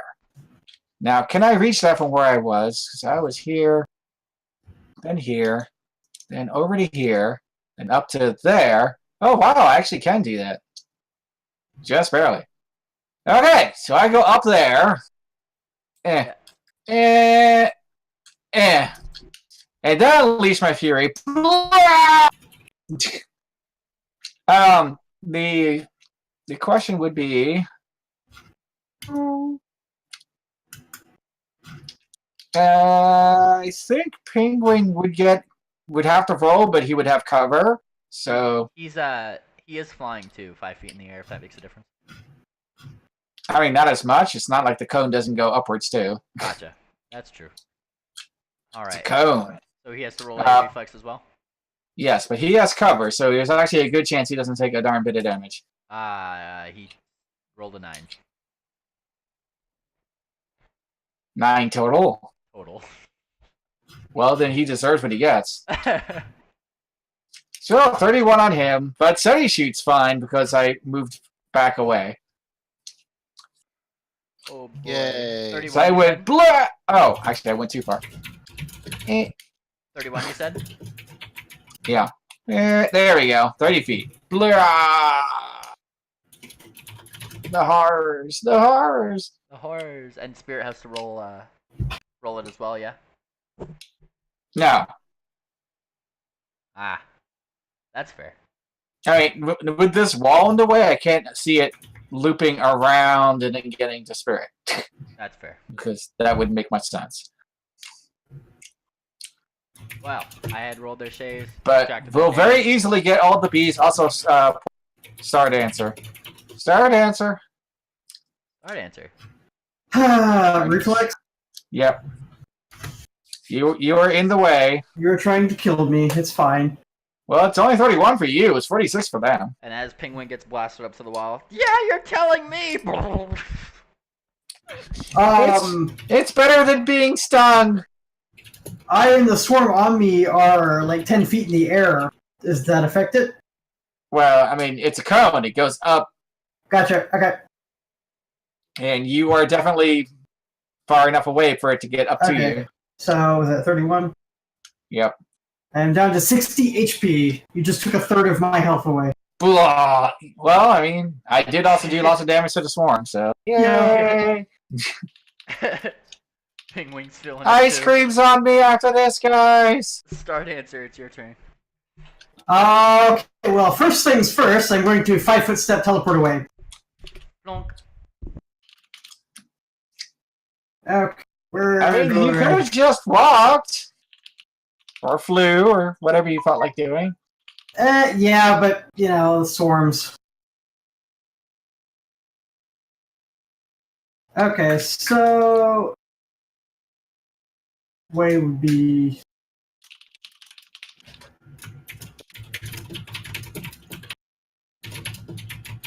probably... yeah, let's teleport down. Oh, wait. Well, I could return the favor. That would be hilarious. And lightning bolt little spout. If it makes them go away.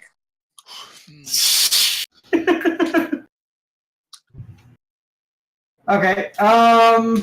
Yeah. So let's go there then, and we're just gonna lightning bolt straight toward little spout and hope I don't hit her too bad.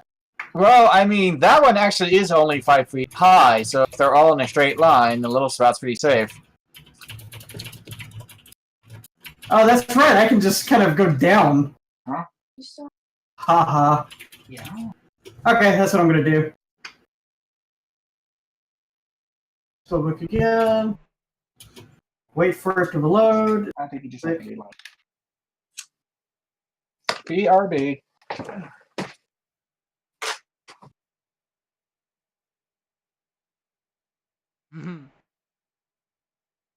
It's kind of late and I can't do anything. 42, you say, huh? Yep. Speaking of which, I got Well, I'm not even going to have them roll reflexes on that, because even at half damage, they are going down. And it's just in a straight line, right? Yeah. Straight line, I'm kind of above, so it's going down and not quite hitting little spout. There you go. You zap them, and they all fall to the ground, including the one bee that was on his own that just looked so determined.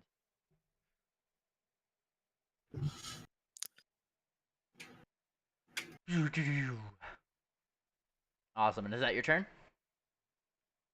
Yeah, that's it. Ivory Drop's turn. Ivory Drop now. Here's the thing about Ivory Drop. I can put her, She's an arcanist. she is as well. She seems to, That's what I just said. she seems to want to, back up from this door. Or this ice wall, rather.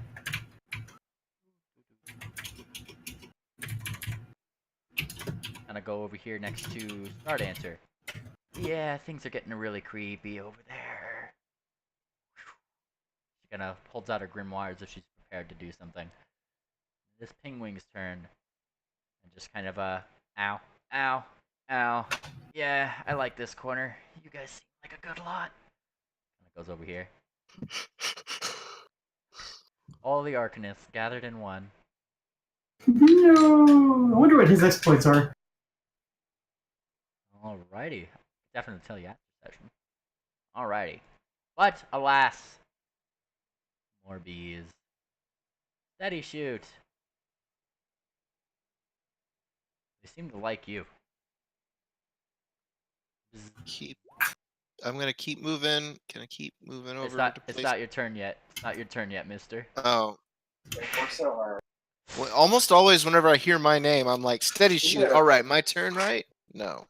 It's Nope. not. I just want to let you know that you are being attacked for 11, and I'm back. Oh, there was a lightning bolt. Did it strike upon me or not? They like right at your feet.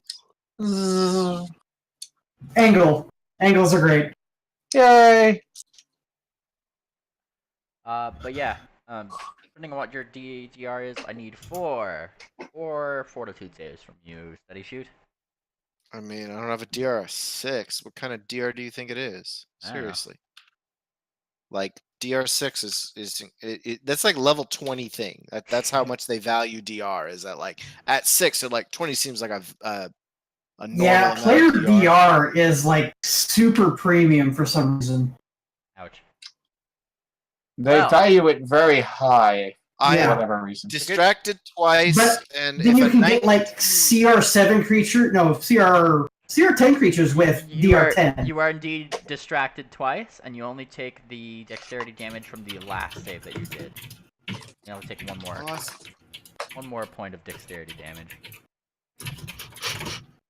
Yeah, you didn't need that dexterity. I mean, I was gonna do bad dexterity anyway, but Ooh. Let's see here.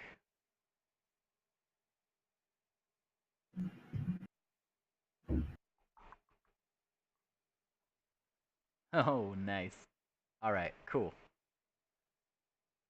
And with that, we get to this turn. Now, And then I have to roll something just in case here. Nice. And let me do this first. Is Mr. Darkfire leaving and popping in and out? Yeah. And Isdell, right behind you, you hear like an almost like a sucking sound, and then a pop, blump. You think that ice wall would stop me? And he says this in Draconic, clicking and clacking. I mean, answers. it was worth a shot, wasn't it? I replied in And he it could have been worse. this is also very fair. Now let me see something here. Dompa-dompa-domp. And that is currently his turn. Isdell, it is your turn. He has reach. I'm gonna get fucked.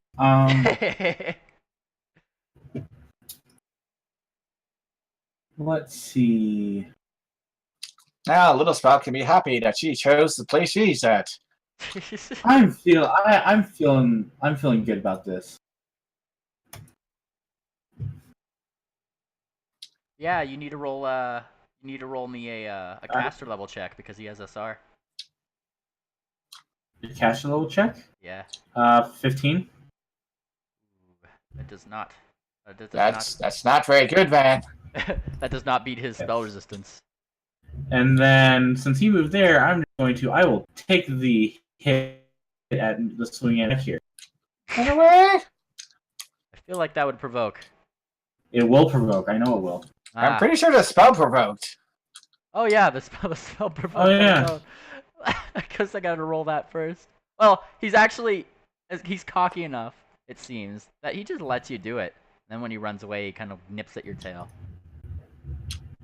Let's see. And by nip, we might mean rips off. What is this thing that has appeared? Well, on your Hey, guess turn. what? It doesn't hit. Nice. My AC's at 30 right now. On your turn, Miss Star Dancer, you can certainly roll me a knowledge planes if you have it. Yeah, of course I have it. Spirit. It is Spirit's turn. What the fuck are you? And she Oh god, it's one of the things I threw at my Patreon group. It was amazing. It was so amazing. Well, here's the thing about Spirit. She's cocky enough with what she thinks her AC is. To the point where, if I'm not mistaken, you can technically roll acrobatics to go through one square. Yeah? You can go through as many squares as you want, actually. Oh, well, she's definitely going to give it a try. Is that a standard action, though, or is that just part of the movement? Part of the movement, but you're moving at half speed while you're ninja flipping around. She only needs... Does it move at half speed? Yes, while you're acrobaticing, you are half speed. Okay, I have to go what does it double have... check that. And what does it have to beat, curiously? CMD. Let's see what this does. CMD +5 if you actually want to move through their squares as opposed to just through their threatened area. Ooh, and she actually did beat that. And I'm not sure why she'd want to go through his squares, but whoosh. it's her choice. And she gets closer. Back with you! And she just starts, she brings out her rapier. She only had to do a 5 foot. So. She didn't even need acrobatics. That's fair. She just wanted to do it to look fancy. And she starts swiping left and right because she gets 2 attacks. And what is his AC? And that will not confirm, but it does. The second one does hit, regardless of the nat 20. No sneak attack, though, I imagine. What? No sneak, though, I imagine. No sneak attack. Wah wah. Alright, hang on 1 second. And kind of sticks him, or slashes him right across. She actually does that fancy little S that you had been seeing on those notes. Wait. Oh, wait. That makes a lot of sense now. Oh, really? You didn't make that connection? Okay. No, I didn't. I made that connection. I made that connection way earlier, but I flubbed the hell out of my history roll. So I'm like, wait, I can't pretend I remember the Children of the Night and that they're related to the night. I met her when you brought me back, and then we That's didn't do anything right. together. Well, here's the thing. I didn't make any connections to her before, but once she showed up, I knew it. I knew she was the one who was leaving the messages. That's It funny. was the S's. I wouldn't have remembered that she used a rapier at all. No! Don't you understand? You sting me, I burn you! This is the frustrating one, right, Duck? In a manner of speaking, I suppose. If it's she's frustrating to you, then yes, from what I gather. I mean, I can't, like, that's really vague because there was a character that super clearly frustrated me, and it's weird if you completely forgot about that. I didn't forget about it. I'm assuming this is her. If I am Okay, thinking about because I know we have 2 rogues, and she didn't have the accent last time. Oh yeah, no. This is the voice I've adopted for Spirit in my other campaign, so I'm just going with it. Okay. Okay, that's fine. That's fine. I'm just making sure that I understand it wasn't. She's been treating me like, she thinks I should be. I'm going to be leery of her. So I'm pretty sure it's who I think it is. you are actually you make both saves. Good job. Hooray! Barely. As Little Spout said, you sting me, then I burn you! When's my turn? Oh, I'm next. Now. Good. Your turn is now. And I suggest you get out of the way so I can blow up so many insects. I'm planning on doing that. The thing is, though, is I got something else to fight. You So I'm do! gonna fight that. Go for it! The only question is, do I want to cast spells to buff myself? You're currently being stung. That doesn't help cast the spells. I know, but I can like 5-foot step out of all of that. The thing is, I can 5-foot step guy to attack him this turn, or I could cast a spell and attack him next turn. Well, how much reach does the thing have? I don't know. I mean, it's huge and it's tall. That means it might already be able to reach you. Yes. Oh, that would mean me casting spells would not work out so well, would it? Unless I cast a That's what spell on with myself. defense. Unless I cast myself when I started raging, which I did not. All right. No. All right. 5-foot step. Boop. I'm gonna increase my range, my reach by 5 feet, and I'm gonna go ahead and swing at this guy with. I'm just gonna use power attacks. No, those things are way too damn. Damn them all. Ooh, ouch. All Let's right. see. I don't know what his AC is though, because like here's the thing. You had, let's see. You had made contact with all of those. That is for sure. You had at least hit his touch. However, none of those seem to actually make full contact to the point of making damage. The second attack, though, got the closest. Mm-hmm. Well, I mean, that makes sense. Right. No, the first attack got the closest. The second attack somehow didn't hit. Great. Okay. The third attack threatened a critical, but you didn't pull it off. Alrighty. What? That's a 14. Little I'm spout. joking, man. Okay. Little spout. Oh God.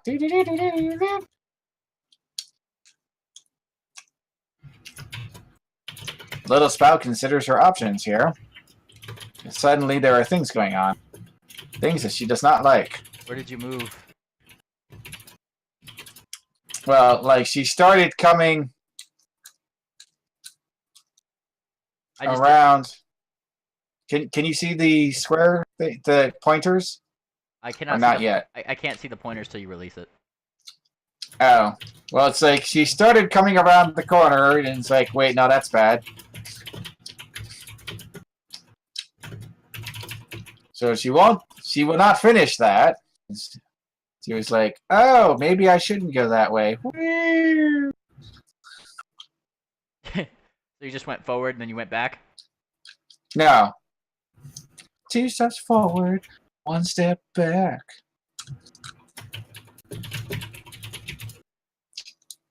she will instead do this crazy motion, and you will see that I did incorporate my small little inching into the square into it. Boop!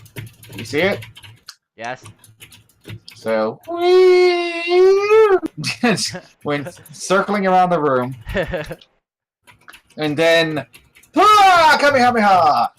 Straight line, because, well, they're in a straight line. So much fire. So much fire. So much fire. Of course, they have to roll their ever so amazing. Against 45. Oh, wrong one. This one. No, they're sticking me again. No. 45, you said? Yes.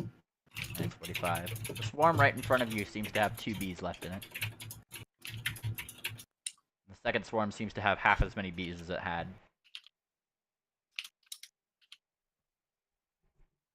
Scooby or not Scooby? That's a terrible question. Alright, start answer. Oh look, now I can finally get to go. Okay, rolling. What is it? Knowledge planes. Yes.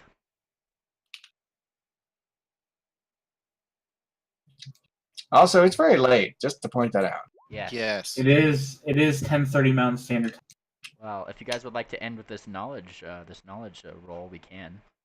I got a whole 20. That was terrible. Ah, well. You know that you're doomed. Doomed! You can ask me 3 questions because I'm giving you a bit of a bonus because you recognize this thing as a Glabrezu or Glabrezu. Glabrezu demon. Yeah, that's the one. The one that you'd Aha! the one that you'd seen on the outside Book. cover of that book. Yep. So, 3 questions for you. Okay. Let's see. What is this? Defenses. Defenses, you say? Let's see here. Defenses in terms of like DR and things, or? Yeah. He has defense. DR resistances, that kind of thing. DR would be against good. Immunity would be against electricity and poison. Resistance would be against acid, cold, and fire. And spell resistance. It has spell resistance. Of course, I have spell resistance. What is it? CR. 13. Okay.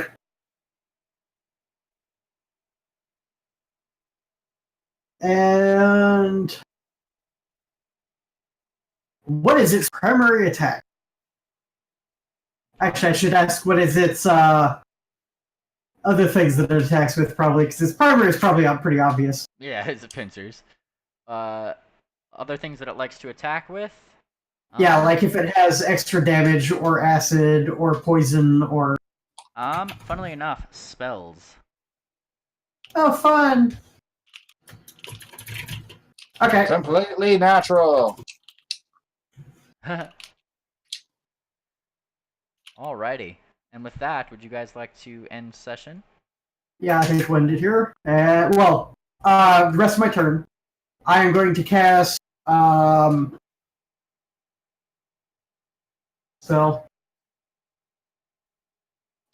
Cast a spell. Cast a spell. Yeah, I'm trying to find my window. It went away with all my spells prepared. It went away. You don't Angelic deserve aspect. windows. Angelic aspect. Angelic aspect, huh? Yep, on myself. Nice. Why would you do I might that? as well just go to the bottom of this turn order because Pingwing is what ends on it. So you can. Why would I do that? Because it makes my attacks good line. Oop. But you, He has I- DR I- against good aligned. No, it's DR against everything except good line. Good line weapons is how you bypass DR. Ah, okay. it's DR/good, I assume. Yes. Yeah. Which means good goes through it. Gotcha. And everything else, not so much. Gotcha. That's pretty cool. Well, it is Ivory Drop's turn. Ivory Drop, who doesn't seem to care. Wait, aren't we stopping? We're stopping here. Oh yeah. He was saying he's going to the end of the... Yeah, it's only like 2 turns, Oh. and that's it. That is the end of the turn order, isn't it? No, Pingwing is the bottom because he rolled a 4. Oh, okay. Yeah. So yeah, real quick, NPCs, what do they do?